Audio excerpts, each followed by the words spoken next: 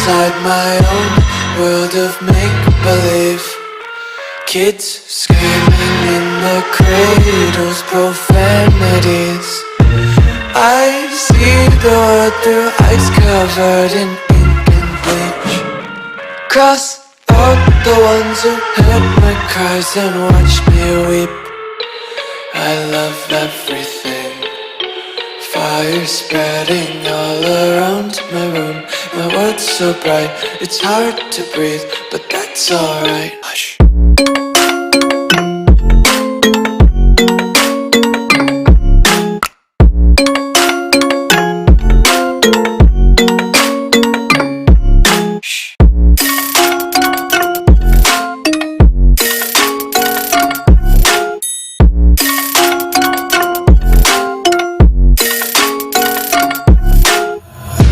Take my eyes open to force reality. Why can't you just let me eat my weight in glee?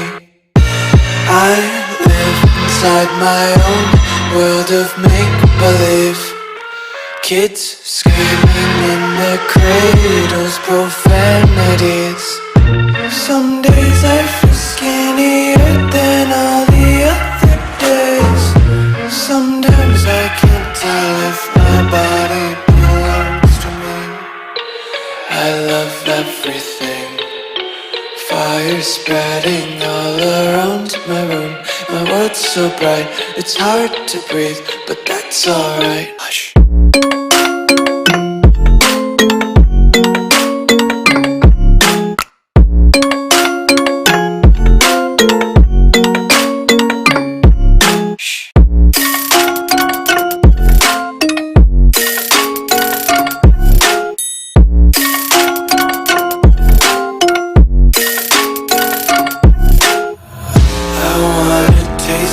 Content, hold your breath and feel the tension. Devils hide behind redemption. Honesty is a one-way gate to hell. I wanna taste consumption. Breathe faster to waste oxygen. Hear the children sing aloud. It's music till the wick burns out.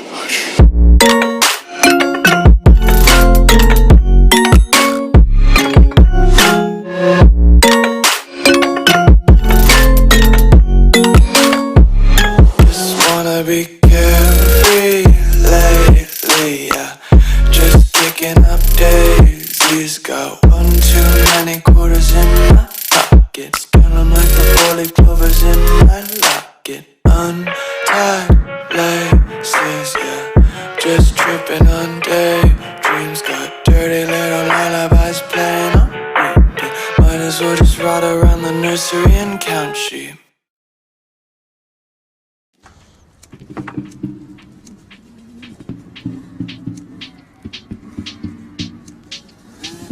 Figured it all out. You think that you want it, it's all a facade, yeah.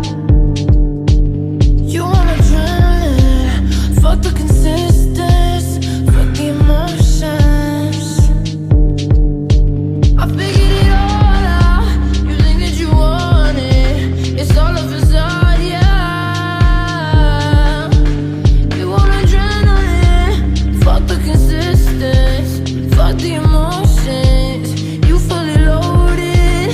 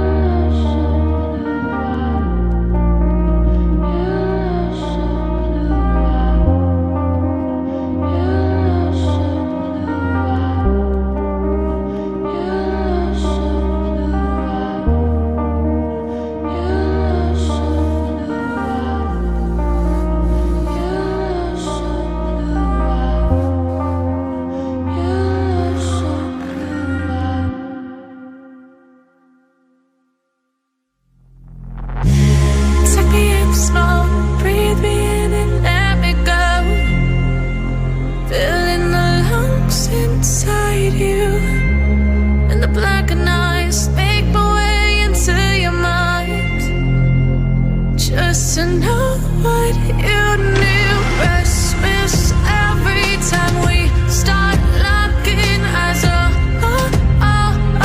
Lost control. Oh, it's paradise with honesty, but I'm in the dead of the night.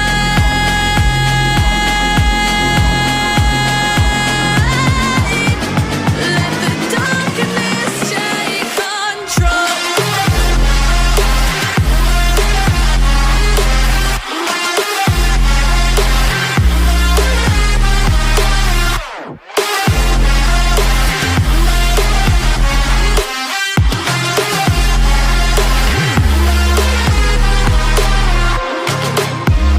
Let the darkness take control. Darkness take control. May the darkness take control.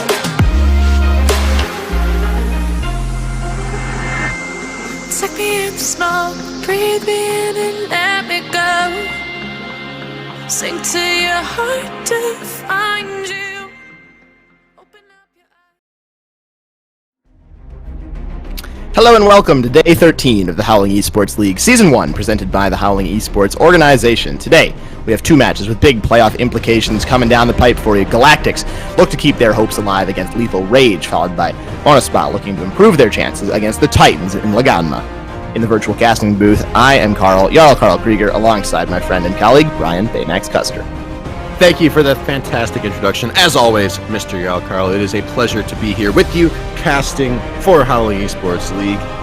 Like you said it all. We're getting into playoffs. These teams, it's crunch time. We already have teams becoming mathematically eliminated. GTK has become the first team in this league to be eliminated from playoffs, other than Harmony, who were disqualified some time ago. But GTK eliminated from playoffs earlier today. Galactics, like you said, playing off against Lethal Rage. If Galactics lose today, they will also join GTK in being the second team mathematically eliminated from playoffs. So they have got a tough road ahead of them. And that feels kind of bad, because Galactics, they had a fairly strong performance against Laganma last week. But, playing Laganma and then playing Lethal Rage, they got a tough bill ahead of them these last couple of weeks, but they got to perform. They got to show up. If Galactics don't win right here, right now, they are done. And that is going to be the game that is streamed in just a few minutes, so that should be very exciting. But moving towards the top of the standings, we're taking a look at Manaspa and Fantastic Esports and Kraljevina, Serbia, all tied up here in a three-way tie for third place right now. And remember, it is only the top four teams that advance to that playoff spot and get that chance to win and move on towards the finals. So somebody out of those three is going to have to go home. They're all fighting. They're all trying to stay in it. We're going to see Manaspa and Laganma face off later today. That'll be a tough one. We'll see what happens. Yeah, there's a lot of exciting math going on behind the scenes. We will bring you some of those scenarios as we go, and then update that as the teams do, play the games out. That will make it a little bit more simple. Hope you got your foldy sheet out at home. Unfortunately, we don't have a professionally made one like the pro leagues do, but we're trying to keep the numbers straight, at least where we are. At the top of the table, Laganma guaranteed the first place seed, Lethal Rage guaranteed the second place seed, so they are pretty much locked into their spots, just trying to get some practice in this last week.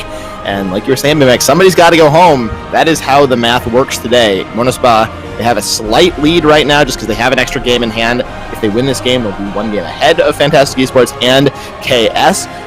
Fantastic Esports will be receiving the bye for today, so they are already moving their way up, and Laganma will have the bye in the next week, or in the next day, last day of the games, which is why they are already guaranteed that first spot, despite being only one game ahead of Lethal Rage, as they do have them on tiebreaker, so they will end up at least with 11 wins, which will be enough for that first seed. But we're 2 minutes away from the champions like Baymax. Galactics, they've got to be pulling out all the stops today. Well, yeah, and I think if Galactics do manage to win, and Manaspa joined them and also managing to win, if both of these teams are top teams, Lethal Rage and Laganma, if they get upset, then I think we do actually see no teams still mathematically eliminated other than GTK. But that's not very likely, because like you said, Lethal Rage and Laganma are our top teams by a significant margin. It's not really close. Laganma are way out in front. Lethal Rage sort of a step behind them, but still a step above everybody else so far. And like you said, Lethal Rage locked into that second place spot, so they are playing for. They have no hope of getting first place, but they are also in no position where they're at a risk of dropping to that third place spot. They're locked into second place, so their game versus GEX, as far as they're concerned, not super high stakes, but it's still a chance to show the rest of the league what you can do, and it's a chance to practice what you're good at, or maybe get up to speed some of those strategies that you're not as comfortable on. So we saw Lagama maybe mess around last week with a little bit of an interesting strategy, play for more of a scaling style that they're not as used to playing. They drafted that Ezreal, they drafted that Ryze top lane. They still found some success with those picks. We might see Lethal Rage opt for something similar. We're seeing Laylouch in the top lane. We might see him try to get his hands on some of the more meta picks like Camille. We always see we see a lot of priority on that pick in Style Esports, or in not Style, in Howling Esports. We've seen a lot of priority on top lane. We've also seen a lot of priority on AD carry. Caitlyn has seen a lot of bans, a lot of picks. Woohoo! Lately. She is ridiculously strong in the meta, as you know, and you can talk about that a little bit if you want to, Carl, because I know you're the AD carry player here. Definitely, Caitlyn is really strong. I just want to mention the fact that Lelouch is in the lineup in the top lane, his main role, really showing that Lethal Rage is taking this game seriously. They really want to be winning this game, and definitely showing Galactics that they are a top team for a reason. That being said, we are out of time. It is time for the champion select between Lethal Rage and Galactics Esports.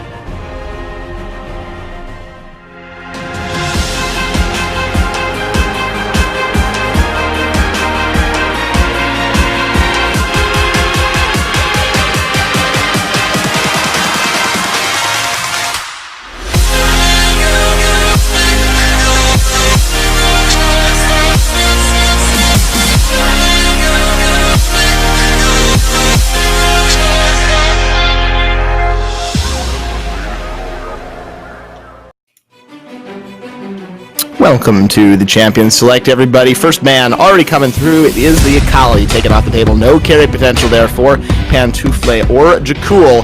They're saying, you're not going to be carrying today. You're going to be losing today. We have the first pick. I would imagine that first pick will likely be an AD carry. Caitlyn already banned away. See if the Ashe follows as well. Those have kind of been the top two picks. Well, let's see, because in Galactics' last game versus Lagama, they prioritized Camille.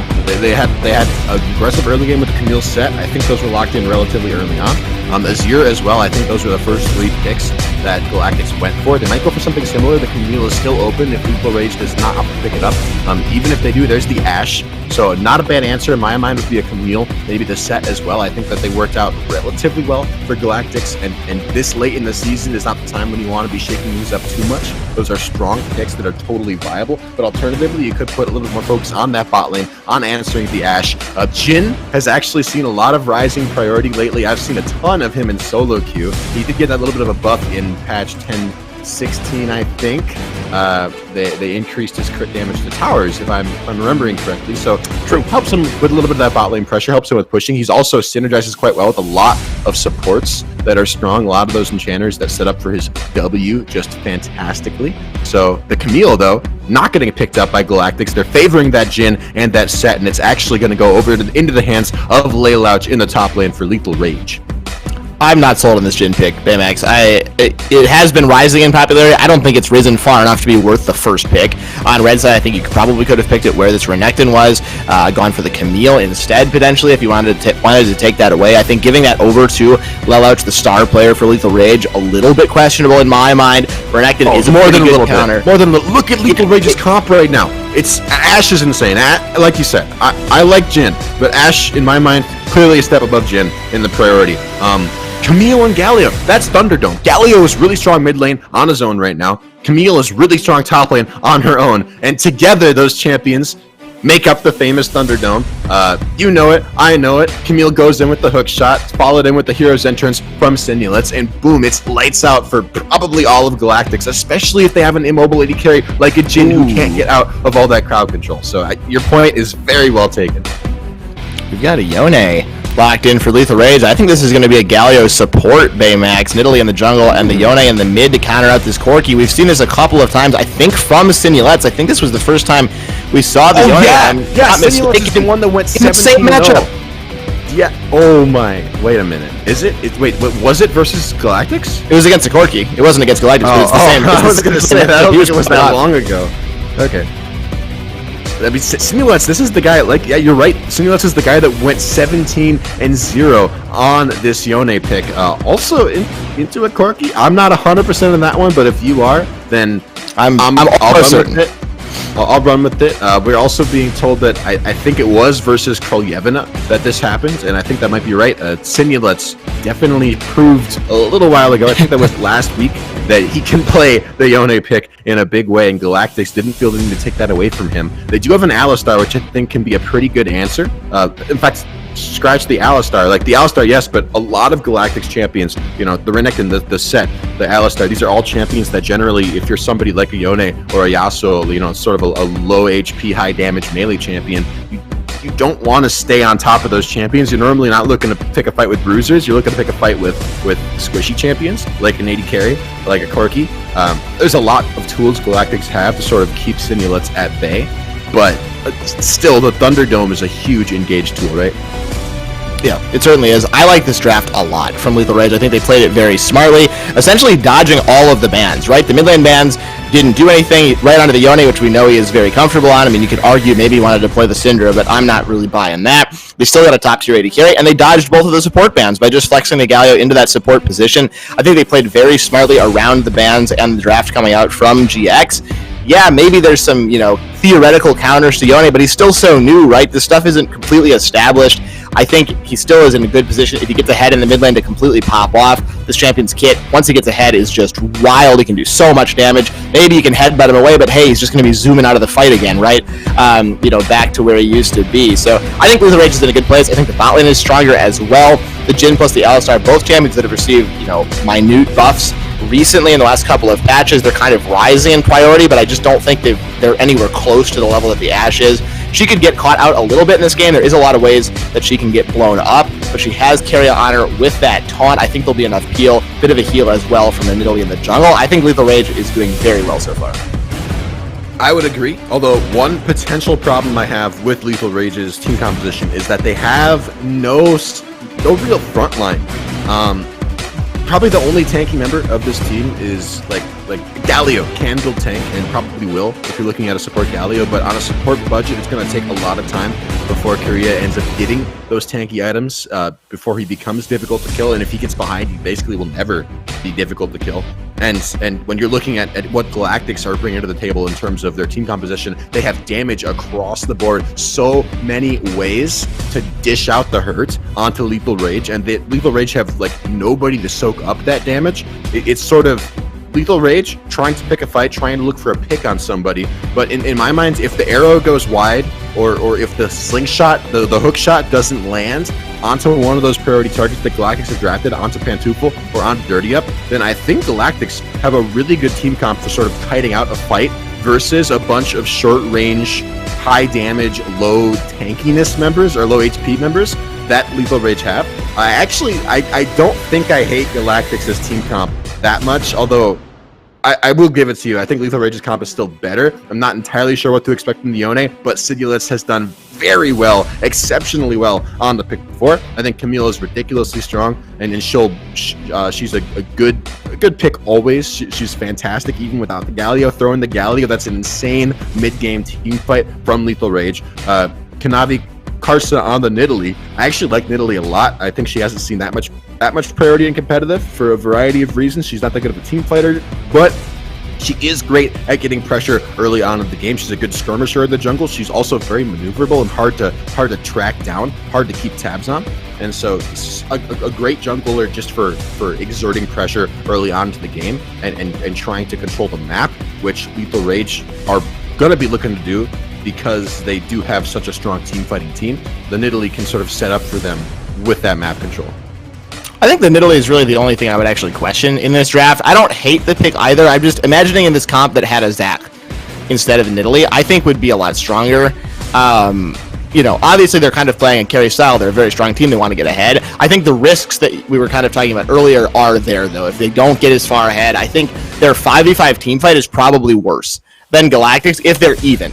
in the game. Now, I don't really expect them to be even. I think they'll get ahead, but I think this is a team comp that they need to be executing on early game, because if you get to a 30-minute team fight where everybody with a gold is even, and Dirty Up has 2 items, Pantoufle's has 3 items, Kenobi's strong, Jakul's doing fine, I think they're just going to get crowd controlled and kind of bruisered down, because they don't really have those bruiser styles. They're not as tanky, and so I think there could be ways that they can lose this game if they don't execute. I definitely agree, and I think your Zach point is a good one. You throw sort of a tanky initiator in the jungler there for Kanavi instead of the Nidalee, although he doesn't really play that style of champion. But like you said, if you were to have a Zach or even a maybe not a Sejuani, I think something with a little bit of damage. But just in general, if you have solo lanes that have DPS but not that much setup, like Camille does a ton of damage, and she also has setup. She's sort of the best of both worlds. But Yone, a ton of damage, not that much setup. You generally want to support that with a jungler that does bring the setup, something like a Zac or something like a Sejuani or like a Jarvan. Again, the Jarvan and Sejuani are not that good right now, but Zac is really good, and Zac was open, so something like a Zac pick would have been, I think you're right, very, very strong, but it doesn't win as hard in the 1v1, right? I'm not 100% sure on the Nidalee set matchup, but it sounds like something that Kenobi would struggle with a lot. Nidalee is a champion that is very good at kiting out those melee carries, and that's what set is and what he's weak to, are champions that he can't, keep a hold of, that just kite him out once his engage options are sort of exhausted. And Zac is a champion that wouldn't be quite as effective in that 1v1 in getting that jungle pressure. So as we're loading into this game here, we have the Howling eSports League banner in the background. It's so glorious. Carl, we're getting started. We are now on to the Rift. I do like your point about the Nidalee coming through. I think the goal here is to just run circles around set. If you are meeting him in the jungle, Zac, of course, wouldn't really be able to do quite that. So I think there's also the risk, though, if the Nidalee gets caught, you can take a lot of damage. She'll blow up, yeah. Right? Yeah, so you got to not get caught. You got that little game going on. But, Kanavi comes to KPD. This is the style of champion that he likes to play. Like you were saying, he's not really a tank pick. I think, the Zac idea, mostly just for a objective team comp, not necessarily for this team. I think for this team, it's a good draft. There's just risks, and that's kind of how Lethal Rage does play. They have sometimes overextended just a little bit, etc. So I'm looking for them to be proactive in the early game. I think they will. I think Simulettes will win this 1v1 in the mid lane if Kenobi's not babysitting. And for me right now, GX doesn't really have any winning lanes by themselves. I think the bot lane will slowly lose unless they're able to find some kind of crazy engage in the early game. I'm not imagining Lelouch is ever going to lose a lane very hard, and we've already seen Simulettes playing against a Corki in the mid. It went very well for him. Even if you take that back by 50%, I don't think he's losing that lane, and so I think GX is going to suffer for pressure in this early game unless Kenobi is able to get something done. We'll see. Especially considering Lethal Rage, in my mind, they have slightly better players and slightly better mechanics. Normally, I would think of the Camille Renekton matchup as being like pretty close, something that's somewhat volatile, especially if you're talking about jungle intervention. Like both top laners set up for the jungler pretty well. Camille a little bit better than Renekton, but still, if Kenobi gets his hands on Lelouch, he's probably going to go down. But when you're taking into account the fact that, like, hey, it's Lethal Rage, and Lethal Rage have shown an incredible strength, incredible competency in their laning, in most aspects of their gameplay throughout the entire season so far, and GX has not been quite as consistent. And plus, GX, they're more used to playing the sort of the style team comp that Lethal Rage actually has, where they have these aggressive picks that can get lane priority. We don't see GX with a lot of these scaling options as much. It's not as common to have GX with a Corki in the mid lane. They're more likely to opt for something a little bit more aggressive. Have those early game options that Lethal Rage in turn have. Have something like a Camille, have something like an Ashe. So you can pick those fights and you can force engages to come through. But instead, like you said, it's probably GX who are going to be on the back foot in these lanes early on, and Kenobi might be left sort of running around the jungle unsure of what to do as a result, although right now he is sort of looking mid lane. He's hanging around that Lethal Rage mid lane. We might see him run into Kanavi Karsa at his red buff, actually. Smite already went down for this Nidalee as well. He's going to lose this red buff every day of the week. It's pulled into the face breaker, taking so much damage. I think he'll be okay. This Nidalee has to get over to the Blaziken, and the flashes will not come through. Kenobi content to just take the red buff, but some dominance already being exerted in his bot side 3 minutes into the game. Well, you definitely take those, right? It's a little surprising to me that Kenobi had the pressure to do that. Mid lane, sure, Pantoufle gonna outpush Yone early. I believe that 100% of the time. Bot lane, in my mind, there's no reason why Dirty Up Dirty Up should have been able to control that lane as hard as he did. I felt like Lethal Rage probably should have had pressure. They have way more wave control early with the Ashe and with the Galio to take control of that lane and get it pushing. So maybe a little bit of miscommunication, a little bit of misplay there from Lethal Rage. Pantoufle. I don't like Yone. That's just Yone. Yeah, he's like basically like close to being under turret by Pantoufle, and then suddenly he's just gone back under his own turret. That doesn't look terribly fun. I want to address what you said in the bot lane. I think Fair and Carrier, we looked down there a brief little bit at the start of the game, and they were pushed under tower by Dirty Up and Niles. I think the wave just kind of bounced against the turret, and then they were able to get the push back with this Jhin and Alistar. Maybe the Ashe just not wanting to stay under the turret, so they allowed it to push back a little bit just as that engage came through in the jungle. This is funny here. Dirty Up going to get hit. Combo not terribly strong onto Fair. Wasn't able to get hit by that W as Dirty Up takes a ton of punishment from this Galio. The base damage is very, very strong. Jhin forced to go back. I think if Dirty Up hadn't whiffed the Deadly Flourish, by the way, Alistar Jhin is a pretty strong combination actually, because when the Alistar goes in, if Naya goes in with that Headbutt Pulverize, it should set up perfectly to guarantee Dirty Up's Deadly Flourish, which guarantees, a couple of auto attacks, probably a fourth shot, and also one of those flower traps Dirty Up can drop if he wants to as well. And that's a ton of damage going down. Any AD carry is probably going to die, especially if it's an immobile Ashe, or at least have to burn their flash. But Fair actually didn't get hit by the Deadly Flourish, even though he was knocked up, even though he couldn't move. Dirty Up just sort of missed it. And it allowed Fair to not have to burn any summoner spells. I think he actually did burn heal still, but didn't have to burn his flash, which he otherwise would have. And it means that Korea is allowed to go in on Dirty Up and just sort of win the trade. Now looking bot lane, Kenobi flashing over the wall. That flash did make a difference. He might be able to get himself up, but Fair in so much trouble going down this first blood in favor of Kenobi. Kenobi covers the KPD just a little bit behind in tempo in this jungle. That's first blood for GX. First blood for GX. I like the counter gank from Kenobi. And Dirty Up running back to lane. Fair and Korea hadn't yet reset. They had that lane, they had the lead, but Naya getting aggressive, stopping the wave from pushing into turret, meant that Fair and Korea had to stay longer than they wanted to, and now they lose a kill. They get picked off by Kenobi, so first blood over to GX, and first dragon spawned on the map with Kenobi bot side, and Kanavi Karsa nowhere nearby. It means that GX, not only did they get that first blood, but they pick up a dragon for themselves as well. So definitely a nice start to the game here for GX. Nice little early game for sure. Let's doing Yone things in the mid lane. That's always fun to see. Keria has roamed to that mid, but spotted out. Actually, not with the hawk shot. That's his own teammate, so no vision on that, but the Gallia decides to back themselves away. Also, a lot of boots going on. Must have been a sale. Lethal Rage have 5 sets of boots and 3 sets of upgraded boots. So a lot of movement speed coming through and the stats from that. Very important for the Yone and the Ashe. And of course, you want the tabbies against the Renekton. That will help you out quite a lot. Nice trade going down though. Dominus popped Lelich in a lot of trouble here. Might have to burn the flash, get himself away. Hookshot is up in time. But that is the worst end of the trade for this Camille. Yeah, Renekton is a pretty hard champion to 1v1. Look at mid lane, though. Simulette's in trouble. Simulette's in so much trouble. Dodging away from the true damage to the Haymaker. Tries to go back in with the ultimate, perhaps. Not too sure what Yone is doing, but it works out. Kanavi covers the KPD, picking up the kill there. 1 kill back for Lethal Rage. Now 1-1 now, but Jakul still getting the top lane pressure. I think means that GX is ahead, although Simulette's getting ahead on this Yone is always very terrifying. And I'm just getting flashbacks to that earlier game versus Kolyevina when Simulette's went 17-0 on this Yone. So him getting ahead, him getting a turret plate, him getting a wave or two on top of Pantoufle is going to start to be very scary. And by the way, we're 7.5 minutes into this game now. We're starting to transition into this point where Lethal Rage's composition is really going to be allowed to start coming online.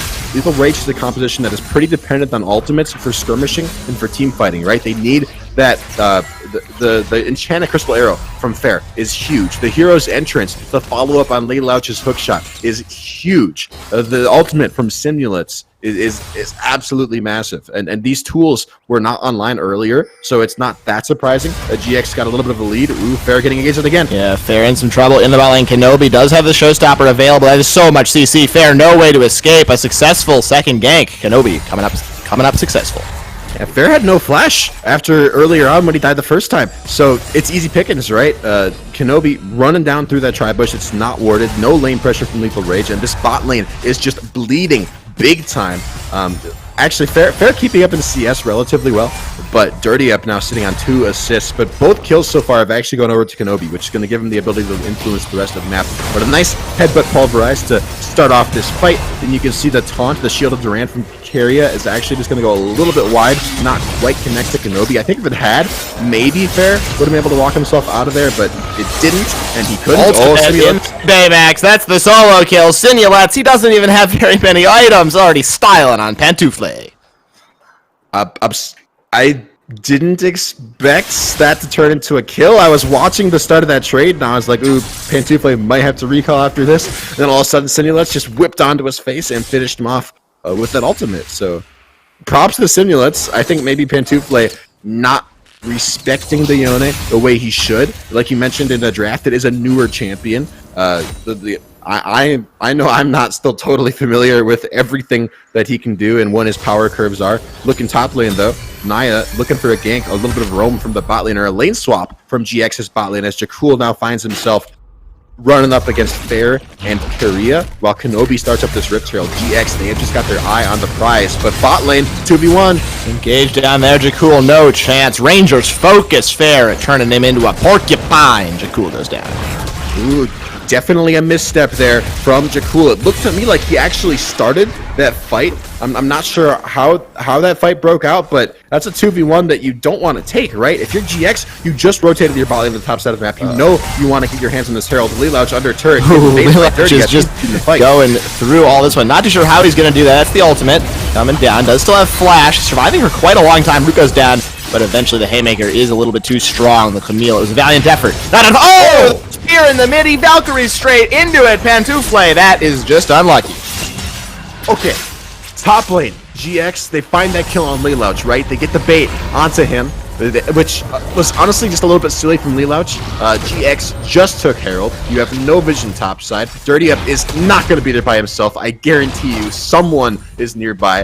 Don't let yourself get baited by that. Herald dropped, means first turret going over to GX top lane, but keep in mind, Jakul died in bot lane. Bunch of turret plates went over to Fair and Keria. That bot lane turret that's still standing from GX only has 2 turret plates left on it. Mid lane also, Pantoufle died again. Mid lane is bleeding so hard right now. Sinulets and Kanavi Karsa just feasting off of this Corki. And mid lane turret bleeding turret plates as well, down to only 3 of its own. Now Jakul getting picked to fight mid lane. He's just dead. He's just dead, Carl. Why are you up that far? All of Lethal Rage headed around this dragon, getting vision control, getting mid lane priority, trying to set up for this next jungle objective. They say, GX, we let you get the first one. We are not going to let you get any more. Sinulets just used Fate Sealed, though, to get away just for a bit of disengage. I think was a little bit more scared than he needed to be about the potential collapse coming down onto him. Didn't use it aggressively, but he is 2 levels up, both solo inners for GX right now. Here's that replay one more time. Take a look at the replay, and package forced out from Pantoufle. I think he ends up getting sniped by a spear. Yeah, we'll actually, see that. is what kills him, which is really sad. Yeah, Kanavi Karsak coming around the flank. And Sinulets, Pantoufle is taking a safe distance, but oh no, he ended up using the Valkyrie right into the spear. That's really sad. Yeah, we are out of the replay. Straight into another fight, though. Teleport coming down. That's going to be Jakul joining eventually. Keria going to be the sacrificial lamb. No chance to get out of this one. Ultimate, not even going to try to use that. Teleport expended for a kill. Dirty Up also used flash. GX, they fire back. They get another one on the board. I think it was Dirty Up that picked up that kill, but like you said, he's got no flash, and he's one of those prime targets on GX. Ooh, a flash hit, but pulverized from Naya, but flashed out by Fair as well, so he's going to be staying safe on this Ashe, but more turret plates falling bot lane. Meanwhile, though, Lelouch is top lane uncontested. Yeah, he's just pushing. Didn't decide to teleport into that fight. I think that was probably a wise decision. They only lost 1 kill. They lost a couple of tower plates, but the single-man push can sometimes be stronger than a multi-man push just because the plates don't stack up the armor and magic resist as much, right? You can do so much more damage if you are a damage member. If you're alone, he's getting so much farm, and Jakul didn't really get anything for that teleport, right? He probably got 50 gold for that assist, right? A 3-way split on the assist pool. Not really worth his teleport, you have to feel, at least in this 1v1. Yeah, and keep in mind, Jakul was already on the losing end of this 1v1, or at least in terms of gold. He was already down some CS. He already has died twice to Lelouch just once, so he's down a little bit of experience. You see level 9 to level 8. And Camille does definitely outscale Renekton, so I think she does anyway. You know what? I'll let you get in that one. I'm pretty sure Camille outskills Renekton. So Laylout's definitely in a pretty strong spot. Also, like you said, picking up those 2 turret plates in the top lane. That's way more gold than picking up a measly assist. And Laylout didn't have to burn his teleport. So now he's got teleport advantage for the next fight, when it'll probably matter the most when Dragon is spawning. But guess what? DX are picking a fight right now. Kenobi roaming down into the river, and he's not alone. This could be a huge fight about it. This could be a 5v5. You might even think Kenobi taking some damage. Haymaker expended. That play has come to an end rather rapidly. Yeah, the collapse coming through from Lethal Rage. GX is saying we got to get out of dodge, folks, as Lelouch is once again just free farming in the top lane. Well, yeah, all that buildup and then nothing, but Jakul is bot lane again. Pantufle could run up there, and if Jakul did recall, he'll probably get top lane in time to save this turret and pick up most of this minion whip. So not too much was lost. I like the idea from GX looking to wrap around and go for that dive there, but didn't quite work out. Didn't have the vision control or the pressure to make it go through. I think also Kenobi just sort of jumped the gun a little bit and ate a bunch of damage before he had to. I think if he had waited a little bit longer for Dirty Up and Naya to get closer, maybe let the Alistar do the charge, that dive probably could have went a lot better. But GX end up calling it off, right? I want to talk about the point I was trying to make is that before that fight happened, is Lelouch now has teleport and Jakul doesn't. And guess what? Teleport advantage is huge for a team that is reliant on Camille for a team fight with that Thunderdome, with that Hero's Entrance combination. We're looking mid lane again. Here we go. Go straight away. Dirty Up is gone. Carria just providing a bit of support. Simulets piecing out back with that return to sender. A little bit of a knock up there. Kenobi having to get himself away. 3 versus 1 under this tower. Spears a little bit wide. They are going to try to go for the dive. Showstopper is available. Pops the stopwatch to buy some time. Stopwatch from Kenobi goes to KPD as well. Showstopper comes through, but he is eventually going to fall. Simulet's still alive. Power Agger nicely juggled. No longer on anybody. Spear comes through under the tower. Naya could be in some trouble. Does have the ultimate. Unbreakable Will going to be too strong. That will dissuade, but here comes Jakul. Could be a 3 versus 2. Teleport available for Lelouch if they want to go for this. Taunt goes down onto Naya, but this flash forward with the dominance. At the same time, Unbreakable Will, very, very tanky members. They're going to continue to engage, though. Naya goes down. Jakul now alone in the 1 versus 3. Pantufle is arriving. It's a 1-by-1. Take yourself down one at a time against the 3 members. They're going to finally call off the party, but Lethal Rage coming up huge. Lethal Rage, another 2 for 0. And guess what? Layla still in that top lane, still with that TP advantage. Getting wave shoved out means Jakul is going to have to roam to answer him as well. And all of this with Dragon spawning, the 3rd Dragon of the game spawning, in under 60 seconds. It'll be on the map very soon. Taking a look at this replay, we see Dirty Up take way too much damage from Simulets. I'm not okay with what happened, but he's dead at the start of the fight. Hero's Entrance following up from Korea as well. And Kanabi Karsa's javelins honestly doing way too much damage. Going for the dive on Kenobi. 2 stopwatches popped. First by Kenobi, then Kanabi Karsa to sort of drop that turret aggro. Showstopper into the back line, and Kenobi is dead, giving Simulets basically a free passage out of turret, honestly. And Naya trying to run through and make something happen, but is just not going to have the damage by himself. But Jakul hanging out the side, trying to make something happen, but a taunt onto Simulets from Korea is going to keep that from happening. Jakul forced to run away now, with his faithful cow dead. And I'm not even sure where Pantufle was that whole time, but he was not there. He was not in that fight, and he just died again, by the way. He is dead. I'm not sure what happened. I'm not sure how. Maybe we'll get a replay on that, but 2nd Dragon of the game picks up for Lethal Rage, and they're looking really, really strong right now. It is a game of replays, Baymax. We come out of the 1 replay, and we're going to need a 2nd one because we missed something while we were in the 1st one.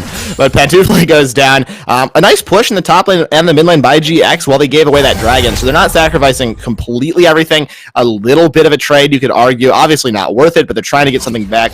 3,500 gold down, and here is that replay. We'll see what happens. Pantufle, I think he just took 1 shot. It looks like he greeted for the turret, and he just ate a javelin from Kanabi Karsa. Lots of people on GX have been eating those. They must taste delicious because they have just been going down like, I don't know, like butter, like something that goes down easily. So he's dead. That just gives Lethal Rage a free dragon, which is a Cloud Dragon, by the way. We're looking at a Cloud Soul. So if Lethal Rage starts stacking up those Cloud Dragons, we already talked about all the huge key ultimates they have available. The Enchanted Crystal Arrow, the Hero's Entrance, the Hextech Ultimatum. These are all really hugely beneficial to have stacking Cloud Dragons with. So Lethal Rage, I think they're in a very strong spot. GX, they're so far from scaling. We talked about GX having that Corki in the mid lane, scaling up, trying to become relevant, probably doing better as this game goes on, having more options to win fights. But right now, we are so far from that point. Pantufle has basically only just finished his Mana Moon. it's got to be so far from being stacked from being stacked to where it needs to be.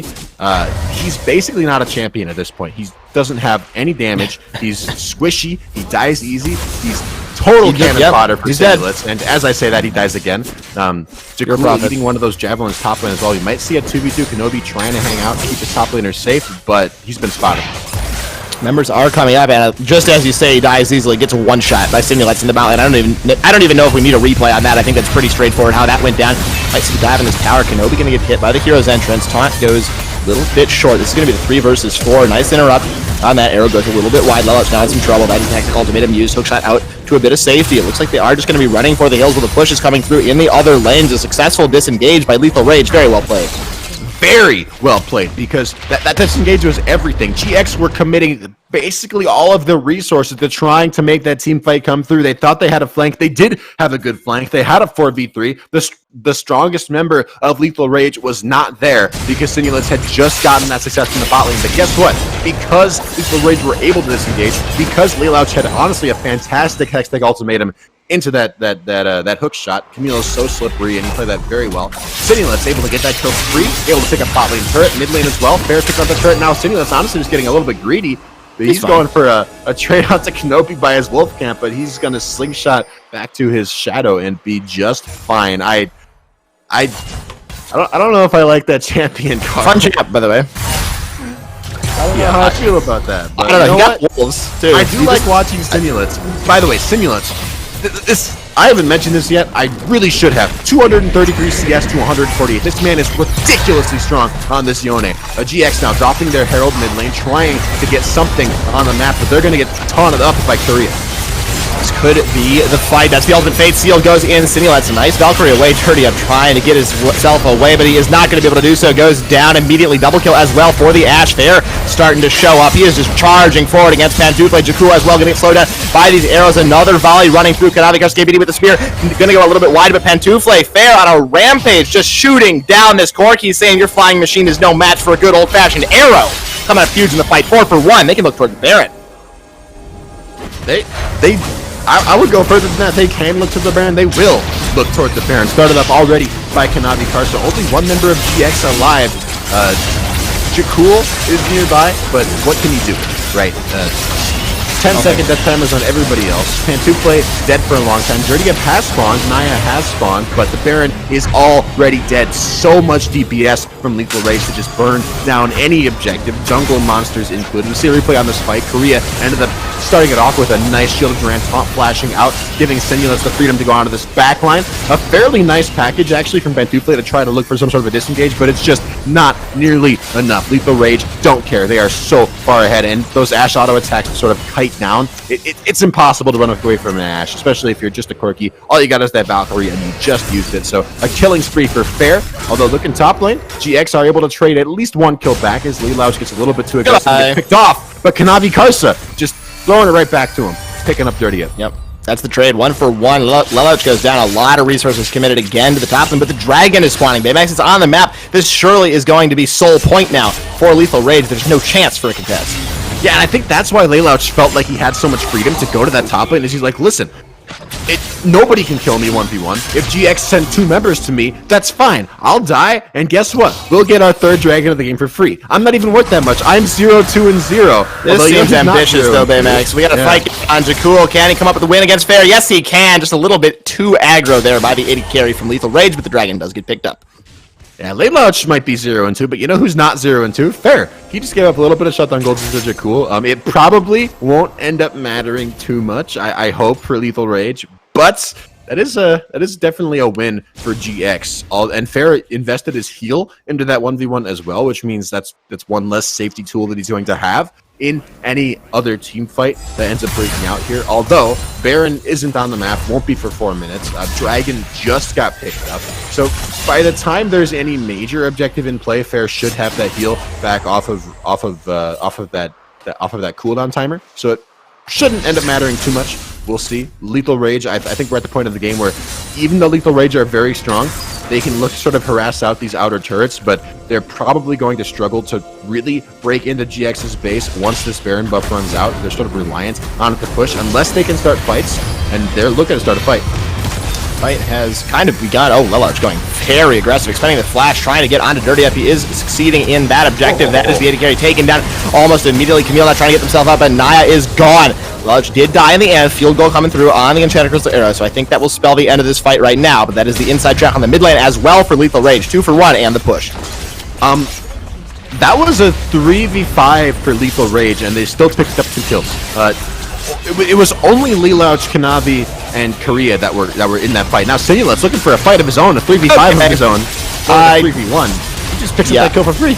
There's no analysis for this champion. He randomly ults into the base, misses his ult, runs after Pantoufle for quite a long time, like he's doing right now. Gonna try to go for the kill onto Kenobi at the same time. Then he just goes back. He says, see you later. I'm out of here. I got a nice shield, and he's just fine. So, welcome to Yone, everybody.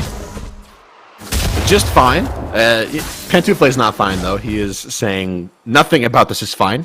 I have a gray screen for the 6th time this game. I am very unhappy, although Sinulets looking to repay the favor. He might be going down. Finally, shut down onto Naya, who is not necessarily who you want that 1,000 shutdown gold on, but did get picked up. Looking back at the skirmish in the top side of the map, it gets started off by the hero's entrance from Korea, but then a flash into the backline. Lelouch looking for Dirty Up. Does so much damage, just one-shots him from half HP. Korea picked up that kill with the Ignite, and from there, Naya's going to fall as well. Sinulets has arrived, and I guess it was a 4v5 because Sinulets did show up to help secure. Let's see this Naya.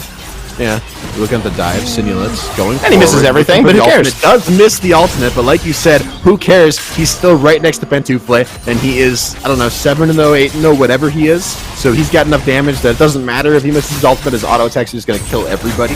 Did end up staying too long and dying, so he's still not respawned yet from that one, giving GX a little bit of a window to sort of push this bot lane. I'm not sure how or when Fair got caught out either, but he did, and he is dead, so GX able to get a little bit of a victory on the map and push out this bot lane turret.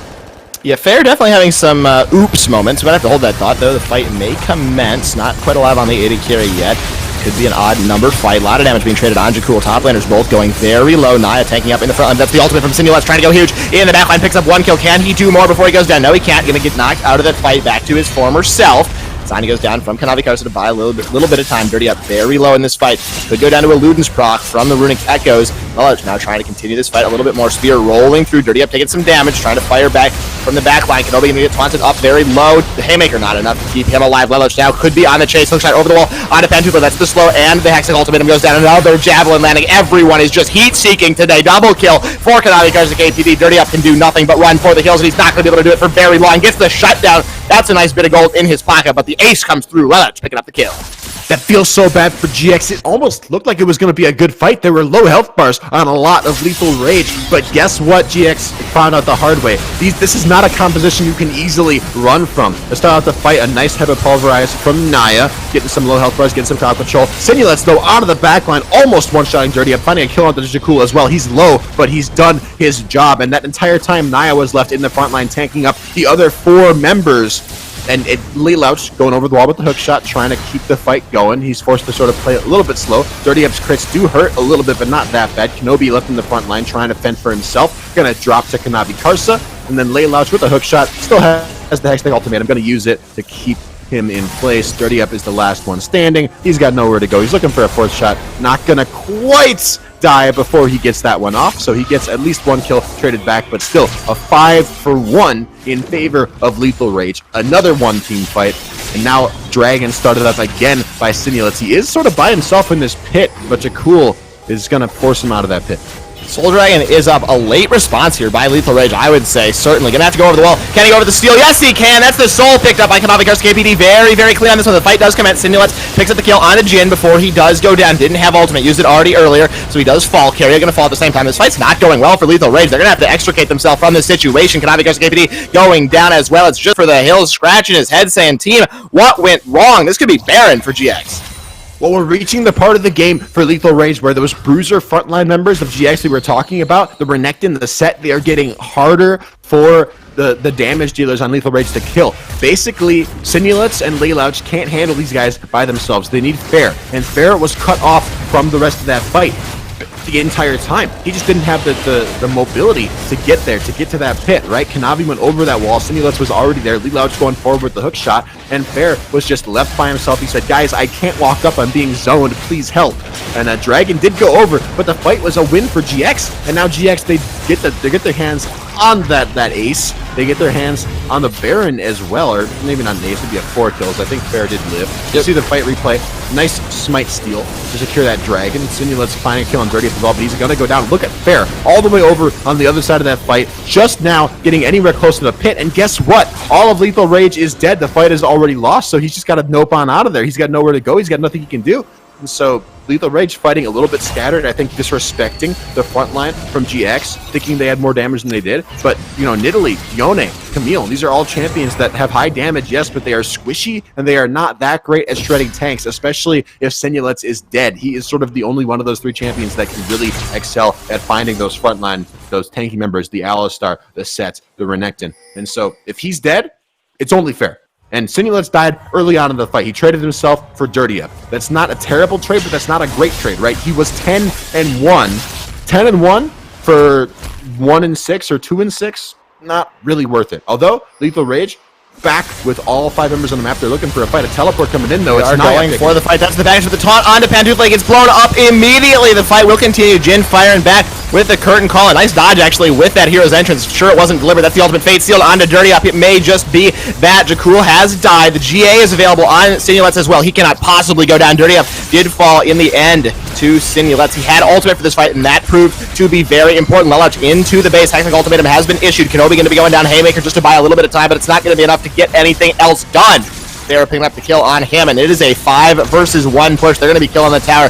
The minions are now congregating in the base. Inhibitor going down. Surely this will be the end of the game. 5 versus 1. It's just the Alistar. He is likely just going to get turned into beefsteak, or he's going to stay as Tartar if he just watches his Nexus go down, but it doesn't make any difference. Lethal Rage, it looked a little bit shaky at times, but in the end, they assert their dominance on the league and improve to 10-3.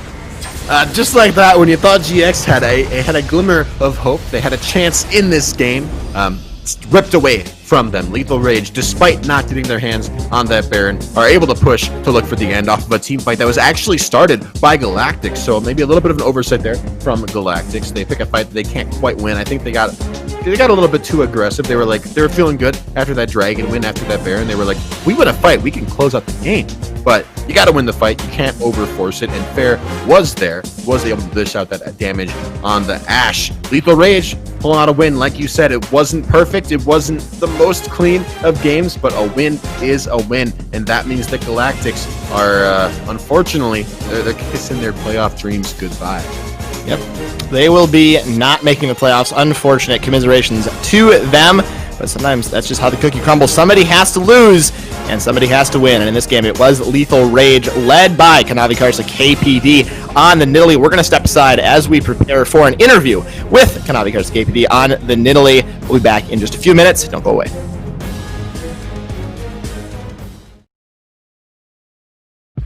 The bow breaks, and I will fall. The ground shakes. The wind will shiver off. The world returns the same place without change. I will do the same and get out of your strain. Whoa. I can't forgive myself. Can't bottle up my memories. If only time will tell the truth and stop explaining. The calm before the swell. I feel it in the melody. I will forget this hell and find my sweet serenity.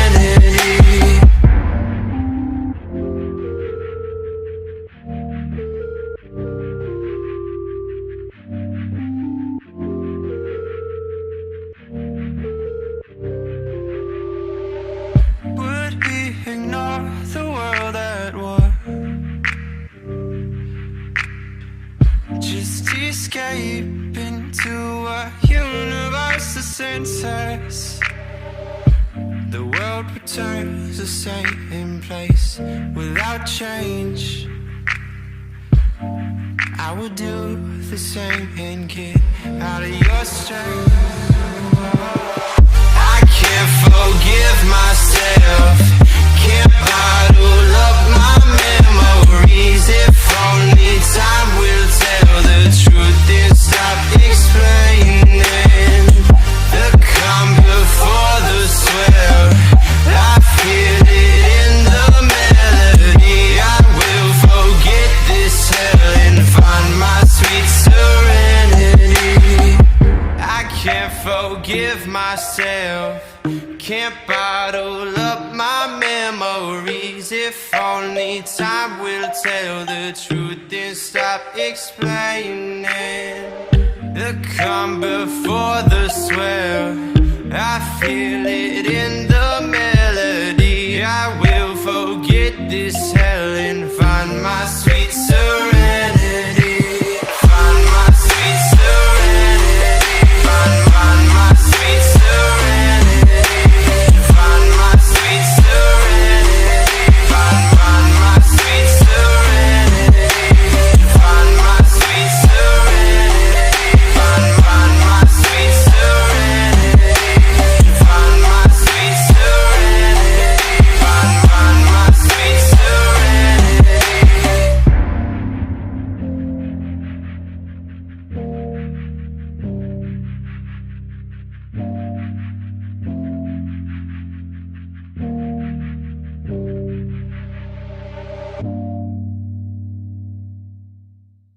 I feel it in my head, my shoulders, knees and toes, my bones. Your music gets me through the highs and lows. My head, shoulders, knees and toes, my bones. You're keeping me from feeling all alone. I've been praying to 1,000 different stars, to 1,000 different arms, till I found you.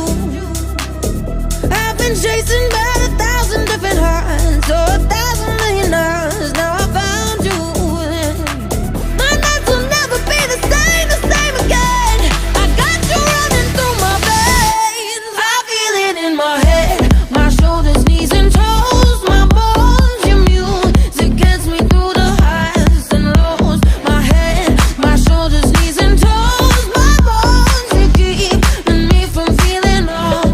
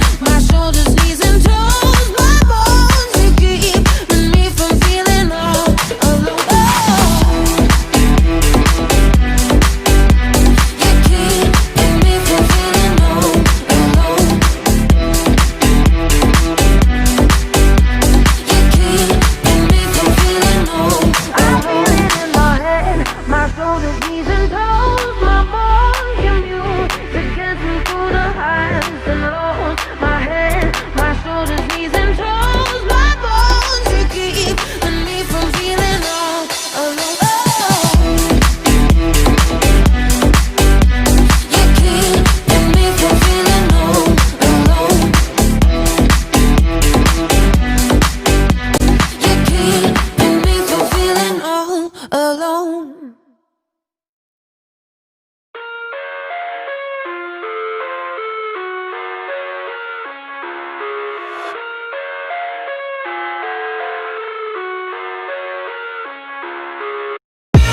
I live inside my own world of make-believe.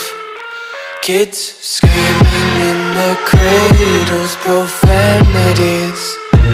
I see the world through ice covered in ink and bleach. Cross out the ones who heard my cries and watched me weep. I love everything. Fire spreading all around my room. My world's so bright, it's hard to breathe, but that's alright. Hush.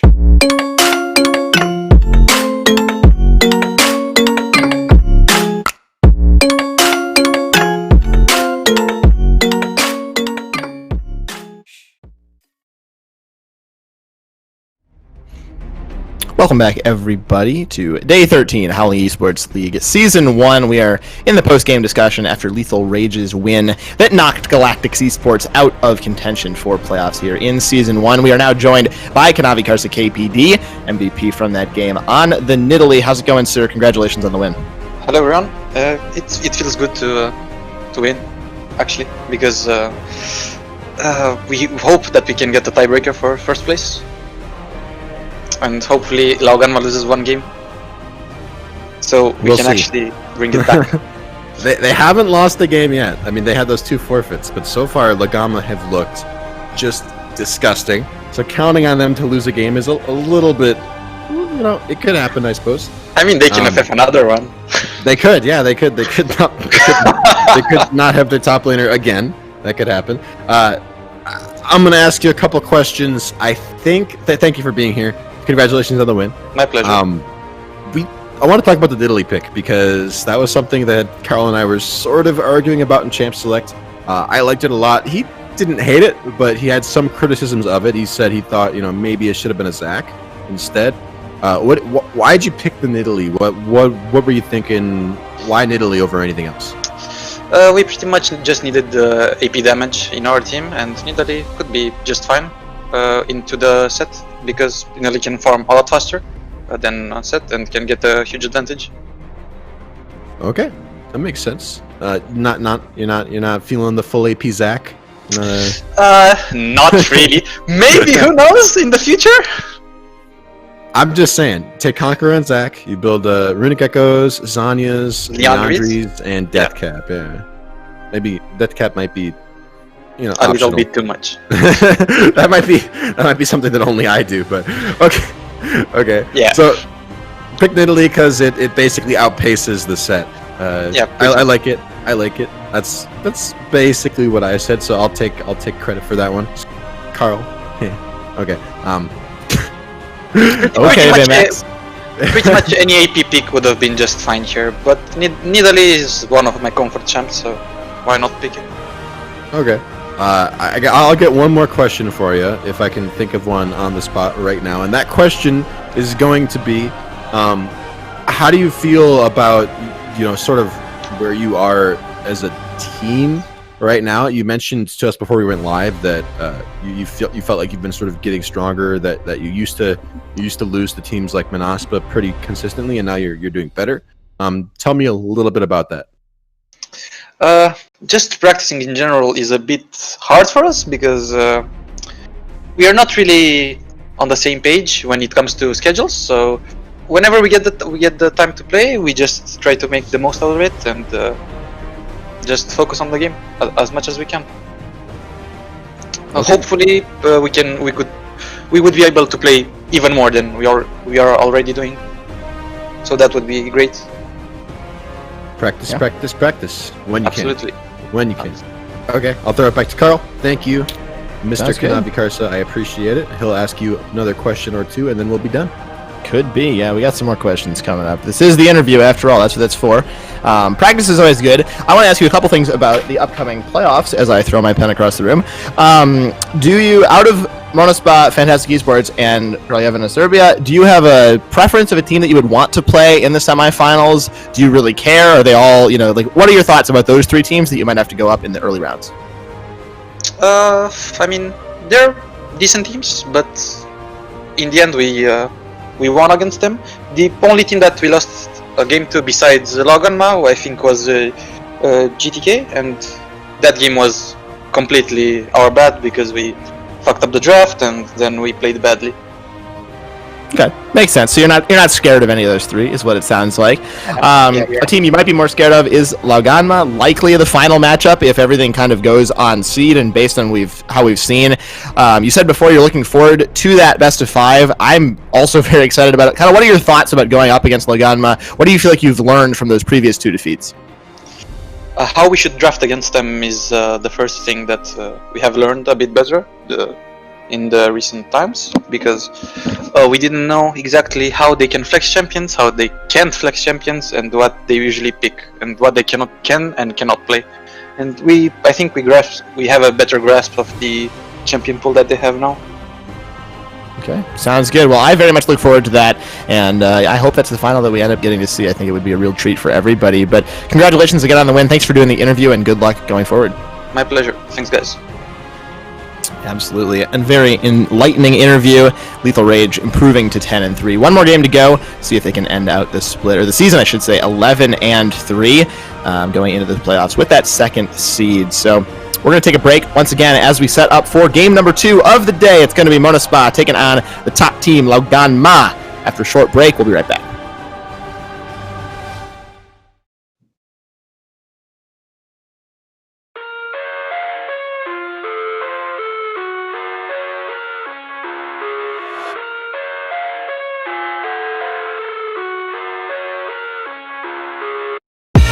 I live inside my own world of make-believe.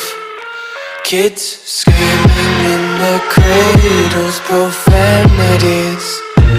I see the world through ice covered in ink and bleach. Cross out the ones who heard my cries and watched me weep. I love everything. Fire spreading all around my room. My world's so bright, it's hard to breathe, but that's alright. Hush.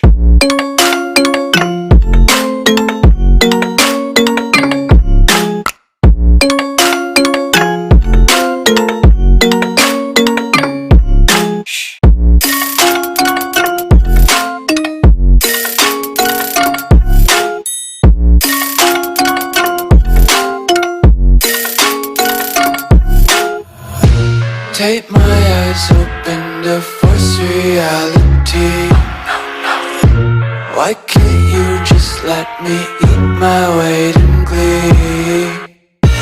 I live inside my own world of make-believe. Kids screaming in their cradles, profanities.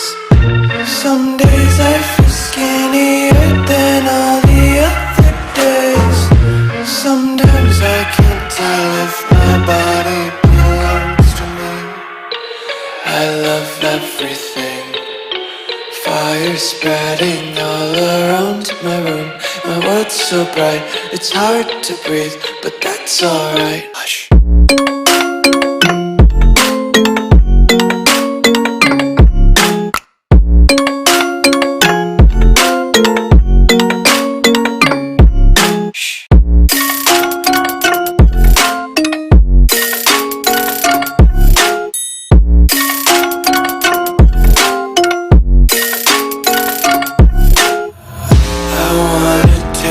Content, hold your breath and feel the tension. Devils hide behind redemption. Honesty is a one-way gate to hell.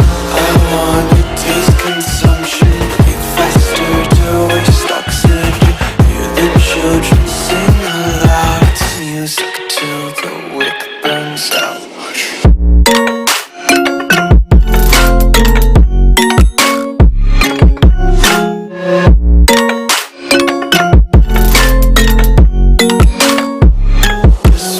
Be carefree lately, yeah.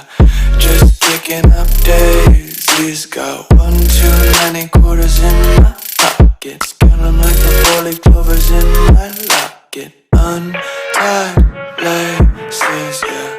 Just tripping on daydreams. Got dirty little lullabies playing on repeat. Might as well just ride around the nursery and count sheep.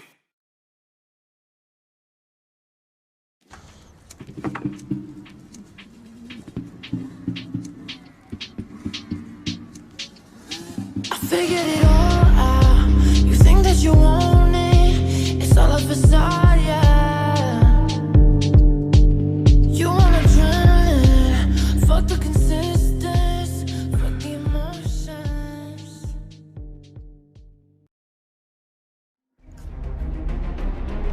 Welcome back, everybody. Day 13, not game 13. That would be quite a marathon. Day 13 of the Howling eSports League, Season 1 presented by the Howling eSports organization. We got 2 minutes until Champions Select between Monospa and the top team, LGM, in their last game of the season. Last chance to see the number 1 side before the playoffs. Rosters coming up on the screen. I'm Yarl Carl alongside Baymax. Yeah, LGM, this should be very, very exciting. I mean, maybe not. We'll see what happens. LGM are sort of the undisputed top team right now. So, Monospa have definitely got their work cut out for them. But if Monospa do manage to win this game, they will be in a pretty, they're already in an okay spot for playoffs, but they will be in a much better spot for playoffs because in next week, they are playing off against... I should double check. Who is it? KS. Okay, yeah. So next week they're playing against KS, which the last time that Monospa and KS met, they actually lost. It was KS that won. And so, in my mind, if Monospa lose this, they're sort of underdogs in next week going up against KS, and they're not necessarily in that great of a spot to win it. It's a pretty close matchup between those two, but it could definitely go in favor of KS. So Monospa sort of, all these teams are fighting for their playoffs, fighting for playoffs, fighting to try to make sure that they are one of the ones that gets one of those playoff spots. And right now, one of the remaining teams is still going home. GTK have left us, GX has just left us, but there's still one more team that has got to go. Yeah, somebody else has to leave. We will see who it is. If Monospa are able to win this game, they will be locked in playoffs as long as Fantastic Esports lose to Lethal Rage next week. So if that happens, they will be maybe in a tiebreaker for 3rd versus 4th with KS, depending on how that game goes. But they do want to win this game. That being said, they still have a lot of chances to make the playoffs if they lose this game. So it's not wildly important, but it will, of course, set them on the right track. That being said, we're out of time. We're hopping into the Champion Select.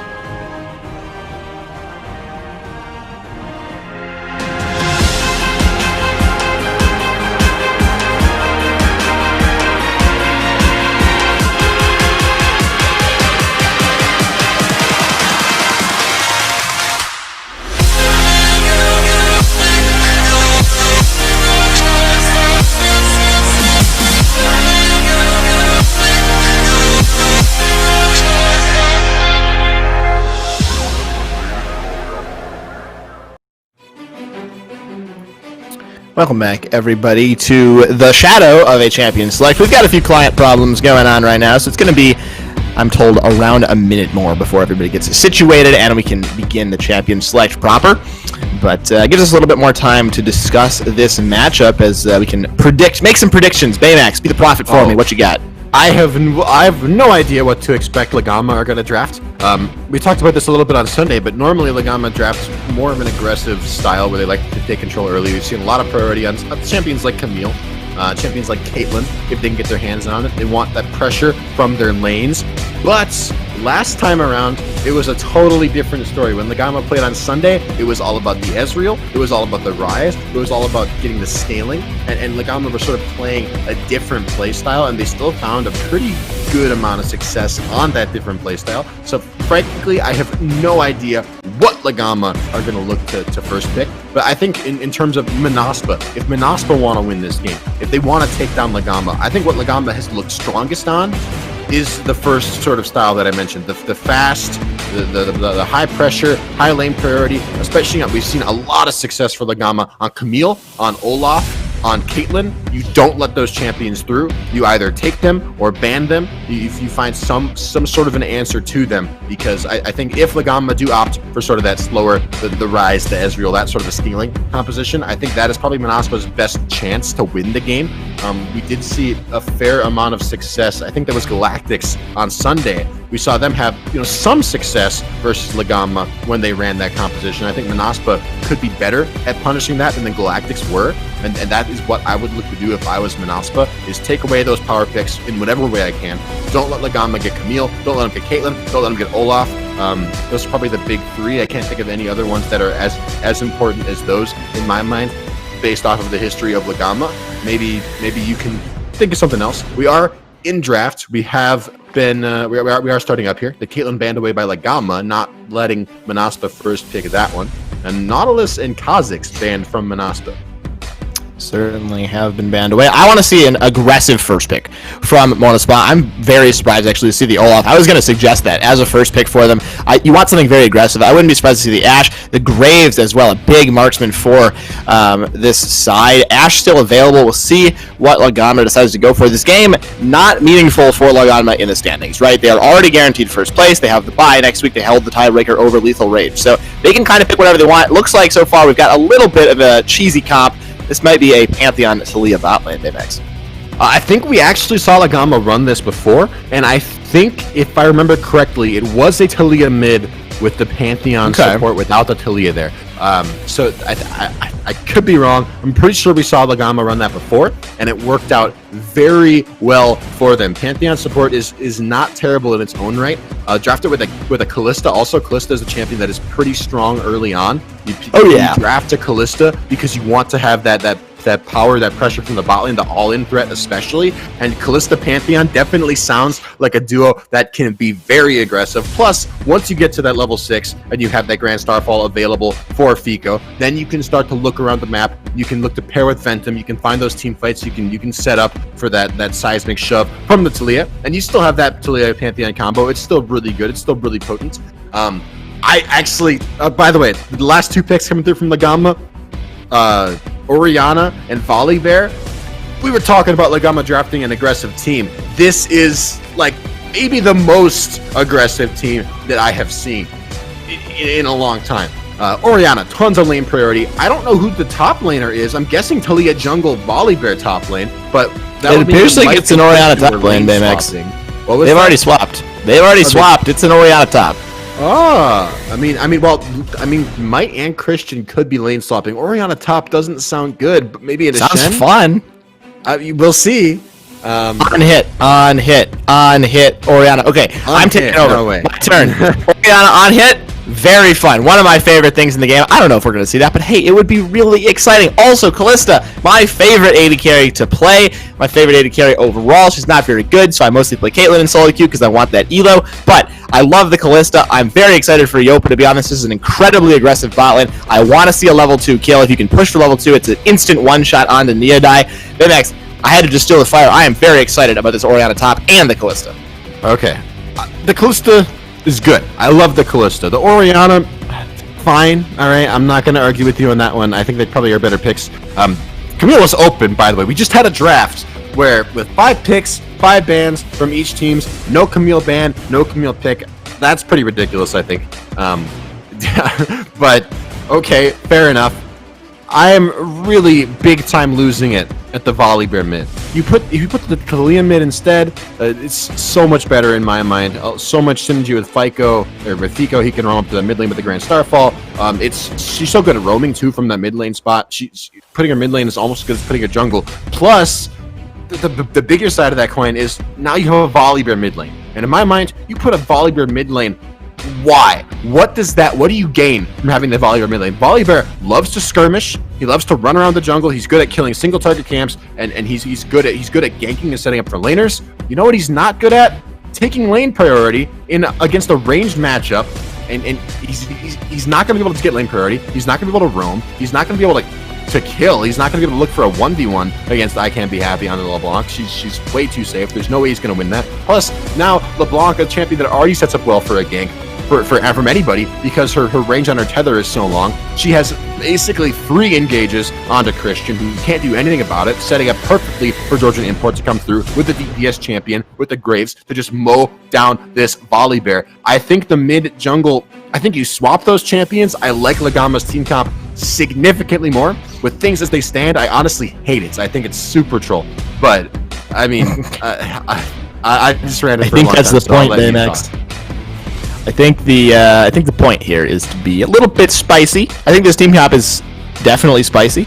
I personally maybe could have gone with the Kalista in the top lane, the Orianna in the mid lane, Volibear jungle, and then Pantheon and Taliyah bot. I think that could have been an interesting situation as well.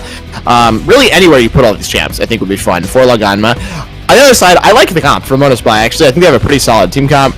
LeBlanc is a little bit more fringe, especially against a Volibear. I don't think she's going to be finding a ton of success, but the bot lane is very strong. It's a good jungler. It's a very, very meta top laner right now. So I think Monospy are actually in a pretty good place right now against this kind of random comp from Loganma. I think they have a chance. I think Manaspa are in a pretty good place if they can keep Netty alive early. If they can keep him, decently farmed with a decent amount of CS. I think if Netty falls behind power curve, if he becomes totally useless, then Manaspa are going to have a very hard time in those mid to late game team fights. And I think that's a very real possibility because Lagama, we know they're great at extending leads, at playing around where they're strong, and they have drafted a bot lane that is ridiculously strong, ridiculously tough. And sure, Netty's on Ezreal, that's a safe champion, but you can only be so safe against the Pantheon, who's got that targeted stun. Fico looks to flash on you, especially if Ventum or Christian are anywhere nearby, you are going to die. Like, it's just going to happen. Netty is going to have to be very respectful, play very carefully. He doesn't have that Braum Unbreakable Shield to sort of stand in his way, block Kalista auto attacks, block Pantheon spears. That's all fine and dandy. I don't know if it's going to be enough to give them the pressure in this lane they need because Ezreal Braum does not have a lot of lane control. And a Kalista Pantheon can shove that in all day long. They can poke under turret all day long. They can pressure. They can really, really punish Netty for being in Ezreal. And I don't think there's that much a Braum can do about it. Now, where Lagama might run into trouble is not having that mid lane priority. I Can't Be Happy is most likely going to have mid priority, going to be able to roam around the map basically as he wants to, and look for plays, look to help his bot lane get pressured. You can roam with Georgian Import. They can look to make stuff happen around the dragon and sort of keep Yopa and Fico in check. That's something Manaspa can look to do, but as those lanes sort of stand in and of themselves, I am scared for how the bot lane is going to go for Manaspa because Lagama have shown such a tendency, such a competency for pressuring with these aggressive picks. I think if they get a level 2 kill, this lane's probably just over. If Yopa and Fico are able to, come out 2 kills for 0 at 2 minutes and 15 seconds and push into the turret, I think Neodai and Corinthians are pretty much just toast. That being said, if they're able to scale up a little bit, if they don't die early, I think they can survive. So it's really, for me, watching this bot lane at level 2 is maybe the most important thing for a long time. In this bot lane, the rest of the comp is so wild, I don't think anything is important that early. But this Kalista Pantheon bot lane, you can get a kill almost for free. Honestly, if you're level 2 versus level 1, what do you do if you're Neodai to get away from a flash stun? Like, nothing. It's pretty much just over in my mind. At least there's no Talia. I would say if Netty is 100% full HP and level 2 happens, exactly what you just described happens, he gets flashed on by that stun from Fico. I don't think that Yopa and Fico have the damage to kill him before he can get that flash off or before he can get a heal off. Or he's probably on a teleport. Before he can get that flash off to get himself to safety. Now, if they had a Talia with a seismic shove to knock him backwards into Yopa and Fico, then things probably change and they probably do have the damage. But Kalista is not that much burst damage early on. She's good at long drawn out fights because she builds up all those stacks for her rend. But she's probably not going to be one-shotting Netty. Wait and see, Baymax. This is how Kalista works. You get the E, hail of blades right in, you get 4 or 5 spears within about 1 second, and rip them out. And that's what you want to do. Sorry, I got a little aggressive about that, just thinking about it. I'm a big Kalista fan, folks. Can you tell? We're almost out of the Rift. Should be a good time. I'm just excited to see this game. I think we could see a lot of random fighting. We could see a lot of just random cheese stuff going on. I think this will be a fun game. Hopefully, we can all go along with the mid laner from Monospa and just all be happy together and have a good time. I think based on the draft, I would give this game over to Monospa, but Laganma has shown they're not a team that's easily defeated, of course, as we are now on the Rift. Loading onto the Rifts, I will remind everybody once again of the stakes for this game. These teams are they're almost done. This is it. I think this is Lagama's last real game that they're playing. Yeah. So that Lagama is locked into first, but Manaspa, they're fighting for that playoff spot. If Manaspa lose this game, then they are not eliminated, but they are not in a great spot to guarantee that playoff spot. They're going to have to win at least 2 more games if they lose this. They're going to have to play a tiebreaker. Most likely, they're going to have to win their next game on Sunday versus KS, and they've already lost to KS once, so there's definitely no guarantee that they're going to win this time around. Manaspa, backs against the wall. They want to make playoffs. Everybody wants to make playoffs. We are hitting that time of the season, of our first season, actually. So this is a pretty important game. And Lagama, they might be trolling a little bit. I don't know if troll's the right word, but they've got, like you said, a spicy team composition. Manaspa, can they look to abuse that spice, or will the heat be too much for them? Are they going to be going for the milk, going for the bread, whatever they can do to get that sweet relief from the spice in their mouths? We'll have to wait and see, but we are on the rift. A minute has passed. Minions are about to spawn. Carl, it's time. I would just like to announce that I'm disappointed it's Orianna mid. They just stuck Might in the mid lane, and they put Christian in the top lane, so they're just kind of roll swapping. Why not, Have a good time. I like this so much more. This is much better. It's better, but I think it's less fun. It's so much better. It's not even close. It's 10 trillion times better. You're not wrong. I hated Volibear mid. I do not see why you would want that. Looking bot lane, Georgian Import trying to go for a gank. Here's the level 2 you were talking about. Level 2 gank. This makes a lot of sense. We're not even at level 2 for the bot laners. That's the stun on to Fico. He's going down straight away. Yopa, nothing to be done. Still level 1. A little bit of a Ren coming down, but the support is dead. Yeah, not exactly the level 2 you were talking about, because you were talking about Yopa and Fico hitting level 2 and going in first, but it was actually Georgian Import off that first camp going in. By the way, not the first kill Manaspa are picking up on the map. They get that 1 kill bot lane onto Fico, onto the supposedly aggressive Lagama bot lane, so that's going to put a little bit of a pep into Manaspa's step. But top lane, a 1v1, Christian going down as well, not respecting the Shen damage. Now in the river, it's Manaspa that have total pressure from the bot lane. Might have to flash away. Nope, he's going to be fine. Got those concussive blow stacks, but Fico going pretty deep here. Fico going in, exhaust onto him. Neodai going to be just fine. That's the stun from the concussive blows. Neodai picking up another kill as Fico has been more time with the gray screen than he's been alive. 0-2. Let's see a replay of this top lane 1v1. We got some blocked auto attacks. Christian thinks he's big. He thinks he's a big tough bear. He's going for the kill. He's got that passive stacking up that electricity, but honestly, it's just not even close. People underestimate how much of a lane bully Shen is with that shield on his passive, with how often it's up. I'll hold that thought because the jungle skirmish happening here. What is going on, but Yopa is coming in, trying to pick up a couple of kills. Going to do the first one. That's the red buff for this Kalista. A double kill disaster, and he steals the blue buff as well. That's a lot of gold going into Yopa's pocket right now. A 700 gold swing and a double buff.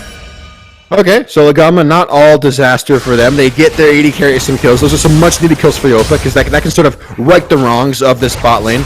I can be happy, though. He uses distortion. He's in trouble. Yeah, the auto attack over the wall lost the vision, so the auto didn't go through, but I can be happy. The flash from Yopa to follow. That's a 3-0 Kalista as Lagama. They correct all the wrongs. They are now definitively in the lead. Oh, and Legionnaire just put the icing on the cake. He's losing a trade against Christian. I don't think he's going to die. He should be fine here. There's not much Christian can do to actually run him down once he uses that dash to go ahead and get away. But Lagama, they're proving they were down, but not out, right? Top lane, Christian lost the 1v1, but he's doing it just fine now. Around the boss side of the map, sure, Yopa and Fico ran into some trouble early on, but guess what?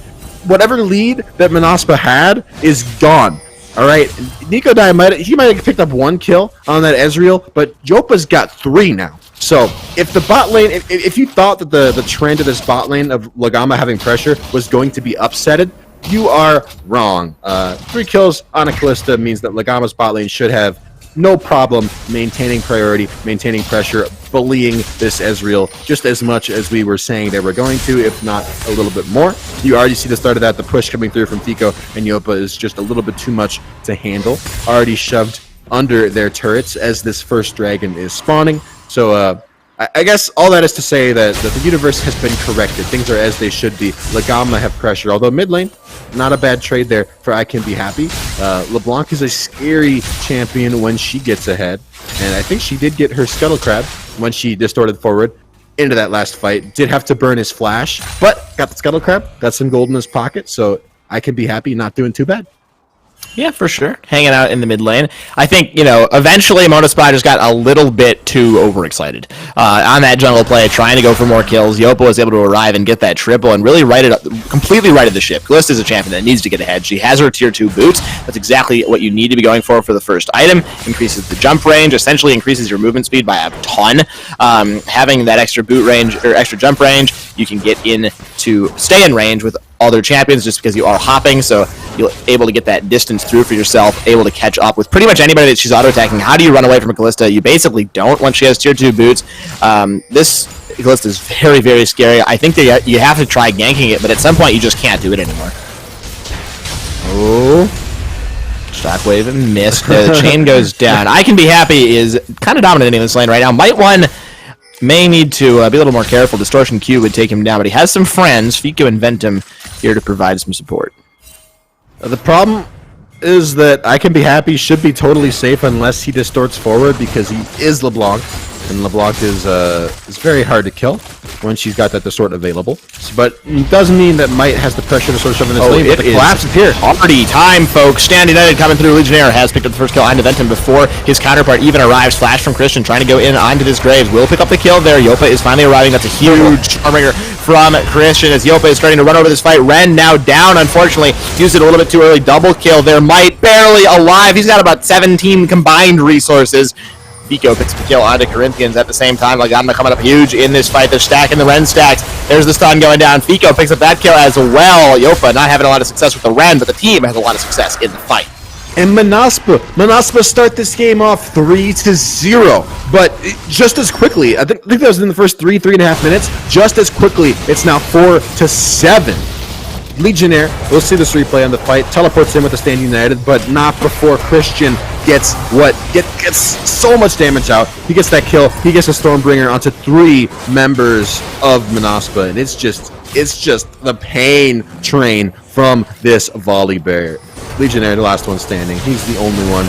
It's the only one standing between Manaspa and totally losing the fight. He's going to go down. Christian now finding himself a little bit low after skirmishing with this Shen, but he's got Ventum there to walk him out to safety. Lagama, they go from 0 to 3 in kills to 7 to 4 in kills. Massive swing in gold. They're now up about 1,000 gold. Still no first dragon has been taken yet, which is a little bit interesting. It was started up by Georgian Import, but we're really going to gank bot lane here. Fico in trouble.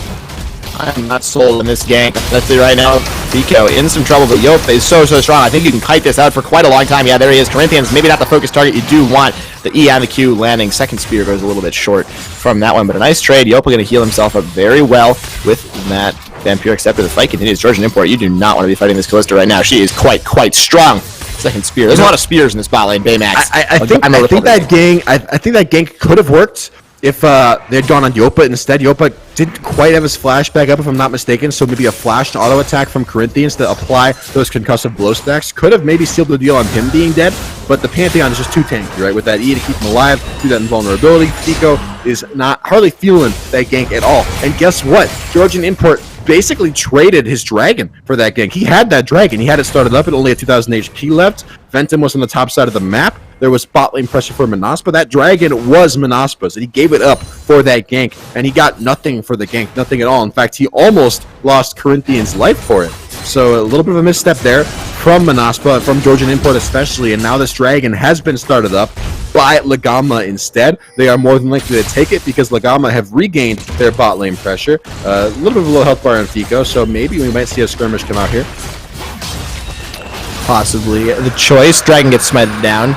For Lagama, the first one of the game, I don't think this will be a major win condition, just because it did come so late into the game. Would be, quite a ways of time before we would end up with that soul. And there's been so much fighting already. I'm not imagining this game is going to get to 25 minutes in any sort of a close state, right? It's 15 minutes from now. We've already seen 11 kills come through in 9.5 minutes. I think we're going to see many more before that mark. Looking at the individual gold, 900 in the pocket of Yopa. Should be able to complete that Blade of the Ruin King very shortly. We'll be able to see once we flip back to his items. I didn't quite get to see that before we went here.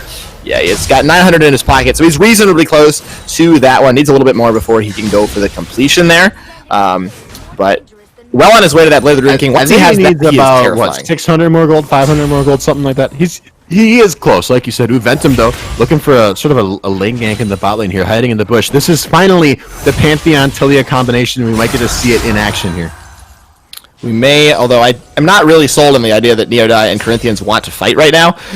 This is not a close that you want to be fighting, at least in the 2v2, right? And so I don't think it really matters that Ventum is here. You're not going to fight anyway. They're going to go for the play, though. Neodai flashed himself away. Fate's Call from Yopa, throwing the Pantheon back in. A nice disengage there by Monospal. The Corinthians just getting speared down. That is way too many to get ripped out of you to survive that one. Braum is dead.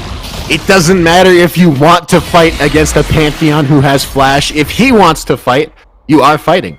And fight Lagama did. They take out a member of Manaspa on the bot side, force 2 flashes. Now they're looking for a dive onto Neo as well. They're not even done yet. Ventum picking up that kill. A nice Weaver's Wall makes that a 2-for-0 instead of a 1-for-0. The good news for Manaspa is they did trade that Herald back on the other side of the map. Not a bad move from Georgian Import to punish Ventum for showing bot lane, but still definitely a net win for Lagama, right? They get 2 turret plates off this turret. They kill 2 members of Manaspa, and we talked about how important it was for Lagama to get this Ezreal behind Neodai.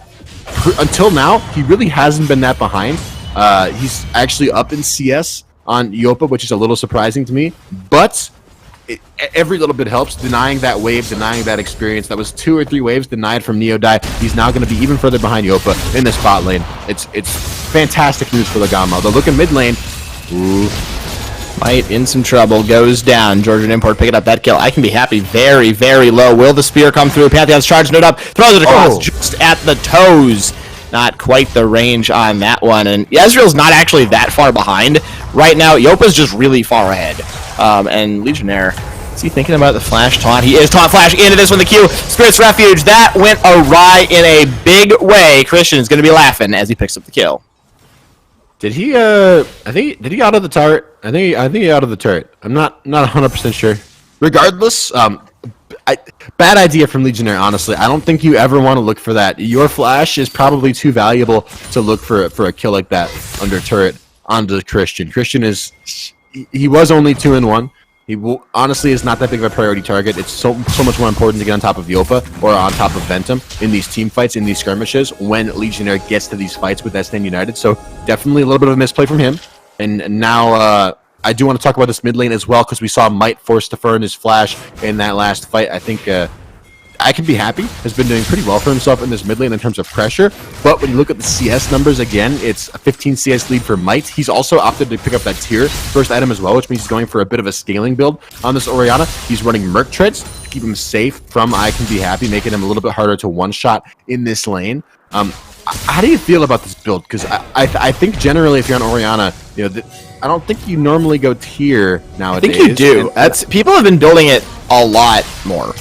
Let me put out my reasoning here, because I think Lagama, they have such an early game team. I think if this game goes late enough for that Seraphs to be stacked, for a scaling Orianna to really start hitting its stride, you probably already won or lost the game. I don't think the Orianna is going to make the difference. In my opinion, you go more aggressive than this, but Herald dropped bot lane. I have to hold that thought because Pico and Yopa taking a little bit of damage here from this Herald. They are going to be able to repel the gank, repel the big purple monster, and Ventum hanging around nearby. We could see a 3v3 breakout on the bottom side of the map, while I Can Be Happy is sort of dancing around this top side, trying to mess with Christian, try to take some of his vision control away here. Looks like a little bit of a gentleman's agreement, a little bit of a handshake, as both teams not quite ready to fight a team fight at this point in time. A collapse in the jungle, but Ventum and Georgian Import about to run into each other. They do run into each other. Georgian Import taking so much damage. Does have collateral damage. That's a nice flash to follow from Ventum, styling on the Graves.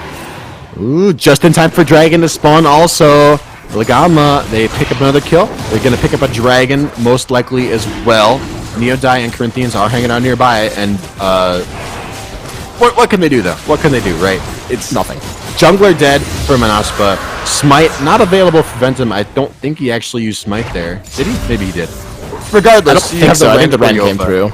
Yeah, regardless, you have the Ren for Yopa, so it doesn't really matter, even if Ventum doesn't have Smite, even if both junglers were dead. Mid lane, the turret falling. I'm not even sure how that happened. I think it looks like Fico roamed mid lane to help Might end up pushing that turret down. Keep I Can Be Happy zone to their turret. By the way, LeBlanc as the champion. totally gets shut down by Pantheon. Super hard. Basically, anybody who has targeted instant crowd control, LeBlanc is really good at darting around fights, playing sort of quickly, looking for she wants to get deep, but she doesn't want to stay that way, right? Pantheon, any champion with a targeted stun is great at making you stay that way. Take a look at this also. Corinthian's face checking this bush here. He should be dead. Don't even know if I want to throw that to you because he's just dead. He's gone. Seismic shove. That's the Talia Pantheon we were talking about. There's no hope there. No, not a lot to be done from that one. Once you get caught by any part of that combo, you're just doomed. You have to dodge the start. It's one of those things you got to flash right at the start. You can't flash in the middle, and no way to get out of that. So Corinthians going down once again. Tower in the bot lane. Yopa going to be picking this one up. Goldie just expanding more than 5,000 once this tower goes down. They're letting some minions die. Yopa might be going for the Fate's Call. He's playing very aggressive. Looks like he's just trying to deny some of that farm. I expect them to back away and go for a bit of a purchase. Okay, let's take a step back here. 5 to 12 in kills. Lagama are currently up about 5,000 gold. They got the first 2 dragons. They have a ridiculous lead. And this is all off the back of the game starting 3-0 in favor of Manaspa, with Neodai picking up that early kill, with Georgian Import and Legionnaire being strong at the start of this game.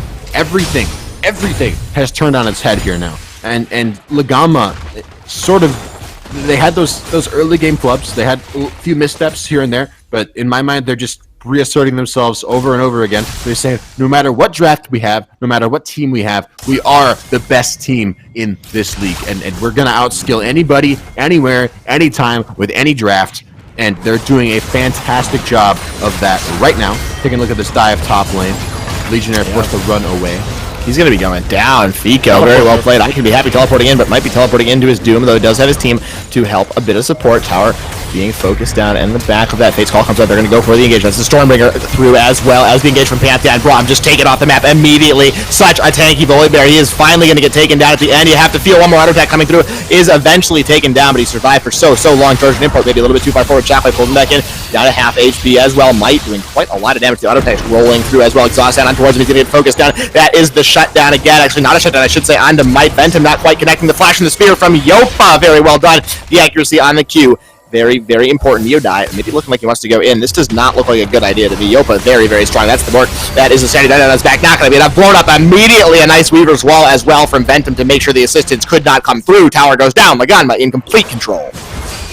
I mean, they did lose 2 members, right? I think at the end of the day, that was a 2 for 3, and a pretty good amount of shutdown gold onto Neodai, so not the worst end result from Manaspa, but Lagama still taking control of that top lane turret. It's now 3 turrets to 0, taking control of Manaspa's topside jungle, able to start up this Herald, I think, as well, if we can pan over and see. Yeah, that has been started up by Fico and Yopa, and it's probably going to go down. There's not really enough people alive for Manaspa to mount any sort of an offensive against this objective. Sort of just forced... Georgian Import's forced to just stay in his jungle, lick his wounds, take his wolves, take what he can, right? Take what farm Lagama have allowed him to get. We'll take a look at this replay. Legionnaire, a little bit too far under his turret, not respecting the collapse, tries to get out, tries to dash forward, buying time for the collapse to come through from I Can Be Happy. And I Can Be Happy almost actually finding that kill. I think if the tether connected onto Ventum, would have found a kill. Doesn't manage to get it. Corinthians paying the price with his life for that misstep. Christian, though, is going to fall. Goes a little bit too deep with the Volibear, ends up dying. Maybe a little bit of disrespect onto Neodai's damage, but it gets traded back in just a little bit here. You see the exhaust onto Might, takes some damage. Shockwave in the bot lane. Legionnaire going in. To live right now. The 2 versus 3. Grand Starfall going to make it a 3 versus 3. Corinthians going to be going down immediately. The Shen is just left out to dry. Might going to be just fine.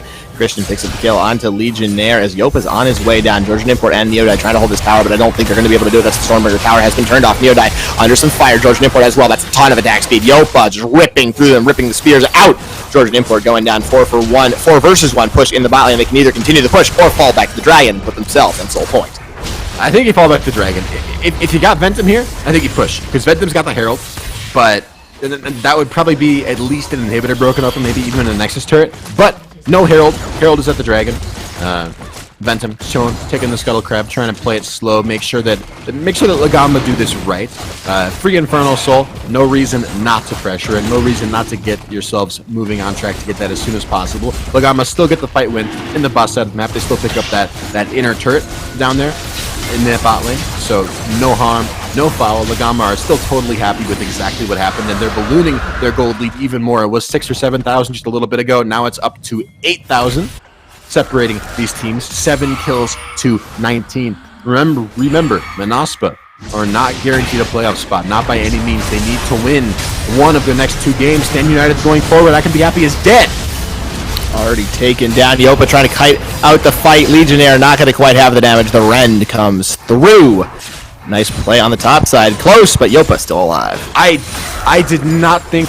I don't know what I thought was going to happen, but I thought Yopa was going to die. This Callista does so much damage. 2.5, almost 3 items finished. Looks like he's going for a Rage Blade next.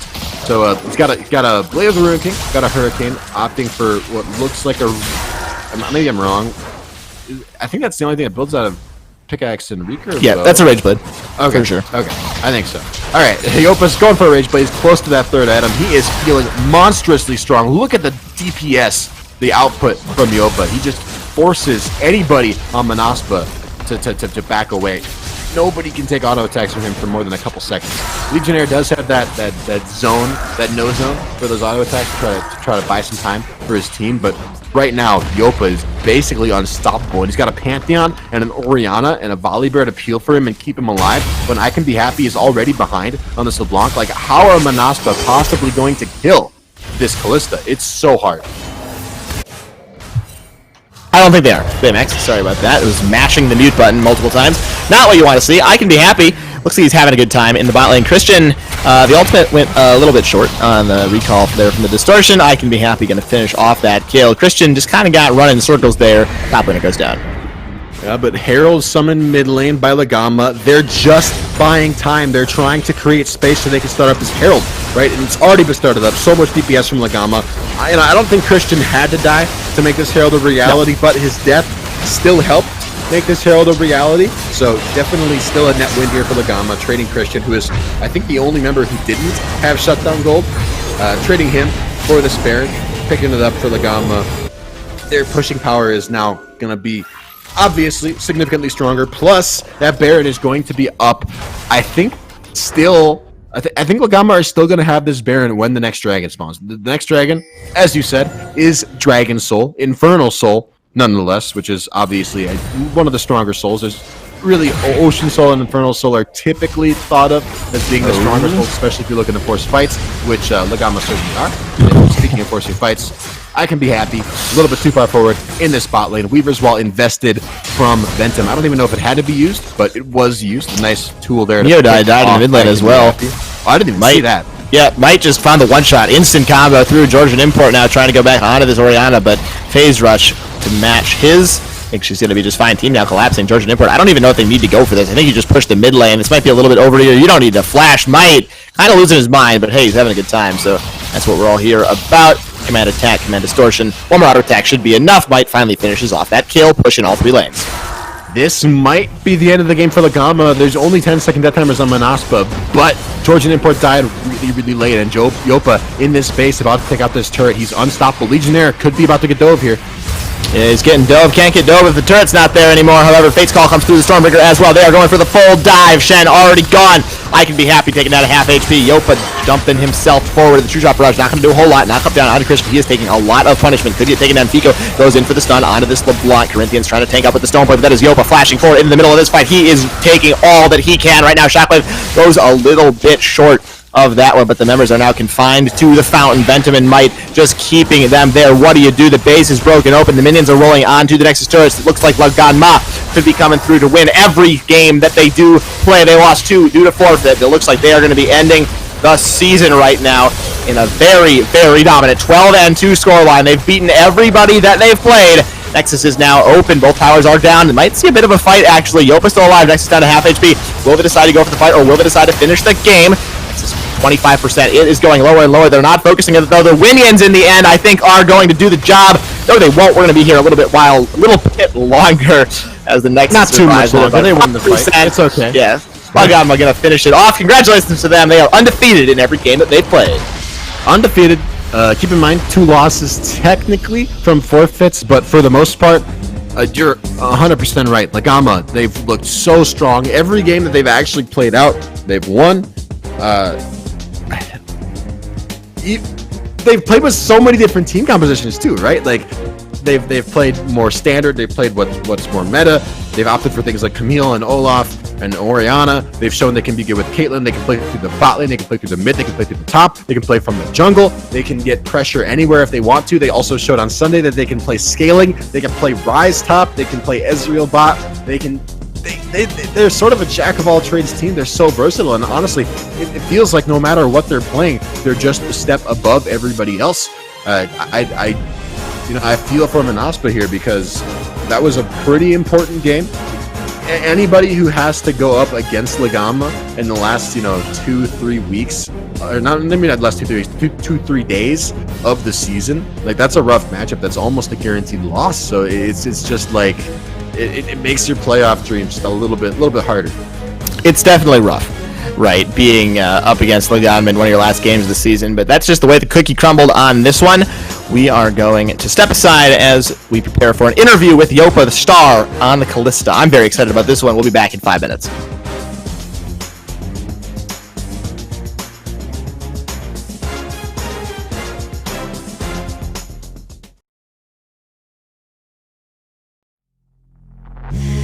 Take me in slow, breathe me in and let me go. Filling the lungs inside you, and the blackened eyes make my way into your mind. Just to know what you knew. Restless every time we start locking eyes. Lost control.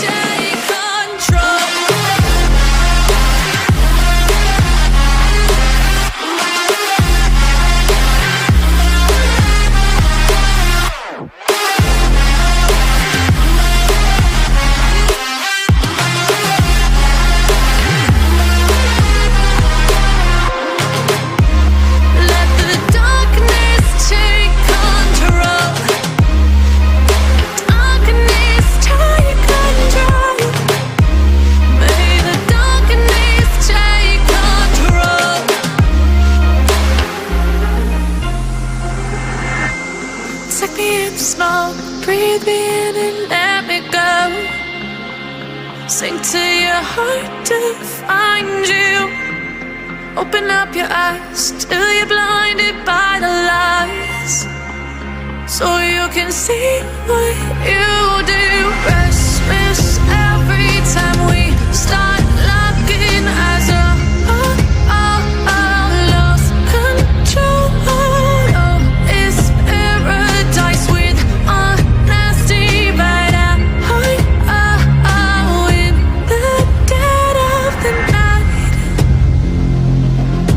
Drops on the floor. The pain is over. Feel the darkness take control.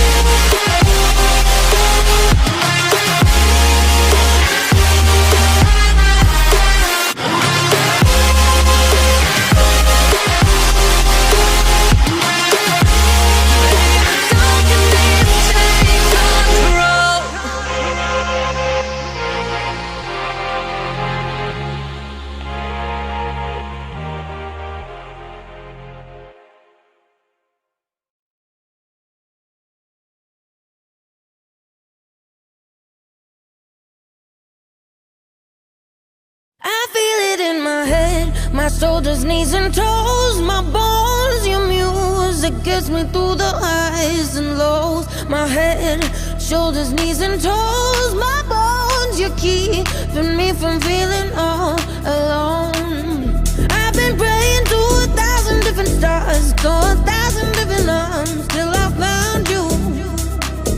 I've been chasing by 1,000 different hearts, so 1,000 million hours. Now I found you. My nights will never be the same again. I got you running through my veins. I feel it in my head, my shoulders, knees and toes, my bones. Your music gets me through the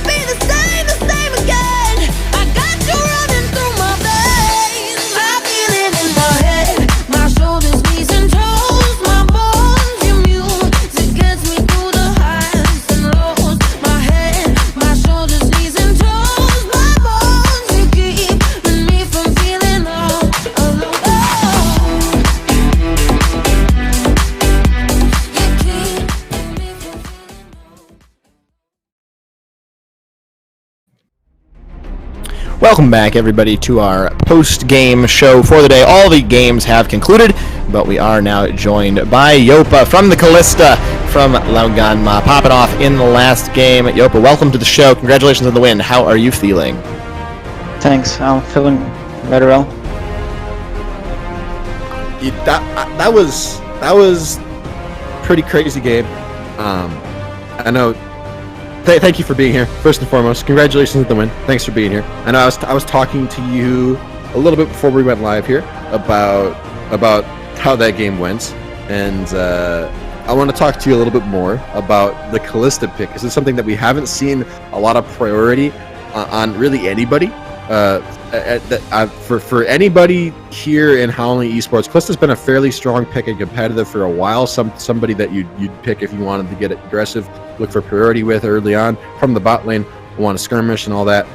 We haven't seen that yet so far from anybody, including you guys. So why the Callista pick? Why did you opt to go for that this time around?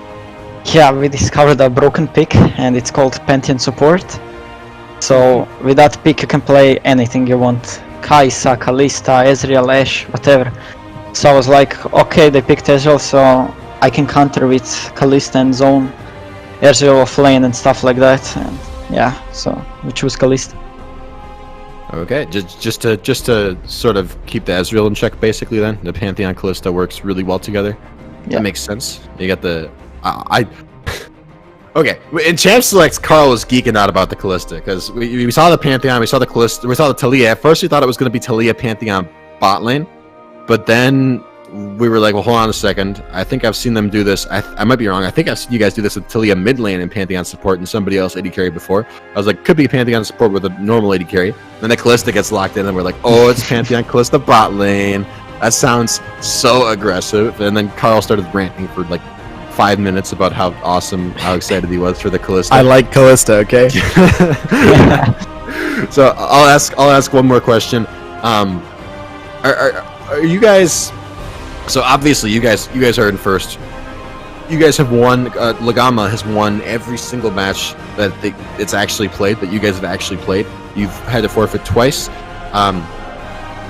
Have you felt like any team so far has really been a challenge to you guys? Not really. I think we're just the best in the league.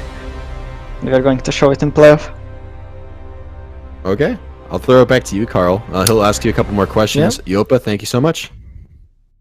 Going off of that vein, you said you're not threatened by anybody.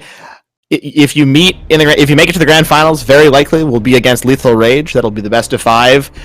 Do you have any nervousness at all about going up against them? They seem reasonably confident. We talked to them earlier that they can go toe to toe with you. Are they overconfident? Do you think there's any chance that you will lose that best of 5? Nah, they're not overconfident. They're delusional. You're going to 3-0 them. Like, it's funny that they think they can challenge us. Okay. Well, I mean, that's the confidence you like to see, and I think that you want to have. So that's pretty much all I've got. Thanks so much for the interview. Congratulations on the win, and good luck in the playoffs. Thanks. Oh, by the way, are we still? We're still. Yopa, I am sorry. Yeah. I wanted to say this for the entire first half of the season. Carl and I called you Jopa. I want to apologize for that. No worries. I apologize for our American, everything, I guess. But sorry for calling you Jopa. We will call you Jopa from now on, and I think we started last on Sunday. So sorry about that. Yeah, Thank no you problem. for putting up with us. Yeah, no problem. See ya. Bye. Later. That was Jopa, not Jopa. Definitely, our bad on that one. We just don't know how words work. So, anyway, we're moving on from that onto the standings, and it has gotten a lot more simple, folks. There are 3 teams left. It is MON, it is Fantastic, it is Kraljevina Serbia. They're the 3 teams that are fighting for the last 2 playoff spots. Next week, we have all 3 of these teams are in action. That's how the schedule works. We will have Fantastic eSports versus Lethal Rage coming up at 1800. This is on this upcoming Sunday. Followed by Kraljevina Serbia versus MON at 1900, and then a tiebreaker very likely at an hour past that. So 3 games in a row will be coming through. Essentially, right now, we're at you win and you're in. If Fantastic eSports beats Lethal Rage, they will make the playoffs, and the winner of MON versus Kraljevina Serbia will also be making the playoffs, certainly with 8 wins. All 3 of these teams cannot end up with 8, so 8 wins is the magic number right now. There are some interesting tiebreaker scenarios. Basically, if Fantastic Esports lose, they will go up against the loser of MONaSPA versus KS in a tiebreaker for the 4th spot in the playoffs. If they win, they will go up against the winner of MONaSPA versus Kraljevic Serbia for the 3rd versus 4th spot tiebreaker. So both the teams will make the playoffs, but we'll still have a tiebreaker to see who is the 3rd seed. So some very exciting games. I'm very much looking forward to them. Baymax, got anything to add on the tiebreaker math versus / the standings? Oh, I am not the math guy. I don't like math. Well, I guess okay, I'm okay with math, but you covered, I think, all the bases, everything that we needed to cover. But we're looking at, like you said, a 3-way tie. So things are only spicing up here. Who knows? Who knows? Do you want to make predictions on who you think's gonna win? Who's gonna make those playoff spots? I'm an unbiased caster, so unbiased. You can be unbiased and still make predictions, right? No, you're right. I think Fantastic will lose to Lethal Rage, assuming that Lethal Rage tries, since the game won't mean anything for them. And I think KS will beat MONaSPA and make the playoffs. So I think KS will make the playoffs, and I think MONaSPA will make the playoffs. I think both of them will make it, and Fantastic will lose both games. What about you? Ooh, I don't know, man. I think Fantastic. I think they might. You know, they've been on the upswing. They started out the season a little bit rougher, but I think for the most part, they've got more momentum, more wins under their belt coming out of the second half of the season. I think they're Fantastic Esports. I wouldn't count them out against Lethal Rage. I think they can do it, Carl. Anything can do it. Well, we here on the virtual casting desk are a little bit split, but that's what we like to see. We'll see. It all comes down to this upcoming Sunday. That is the 23rd of August. We hope you will join us starting at 1800 Central European Summer Time. With that being said, it's been a very exciting set of games today. We hope it will be on Sunday as well. On behalf of myself, my colorcaster, Baymax, the entire live broadcast crew here at the Howling eSports organization, we thank you all so much for watching, and we hope to see you on Sunday. Good night.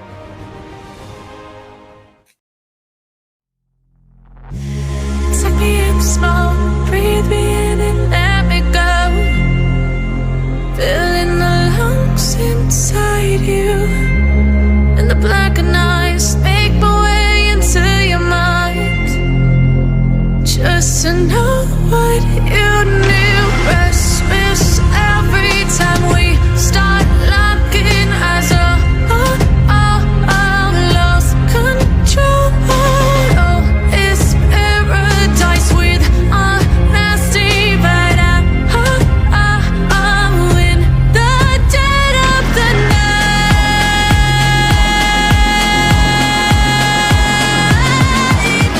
Let the darkness take control.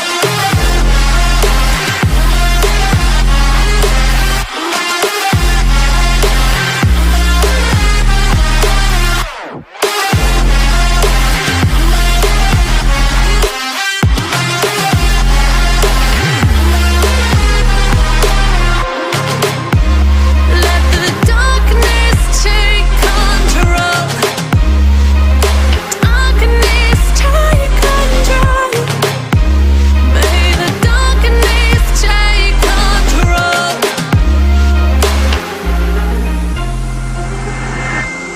Take me in slow, breathe me in and let me go. Sink to your heart to find you. Open up your eyes till you're blinded by the lies, so you can see what you do. Restless every time we start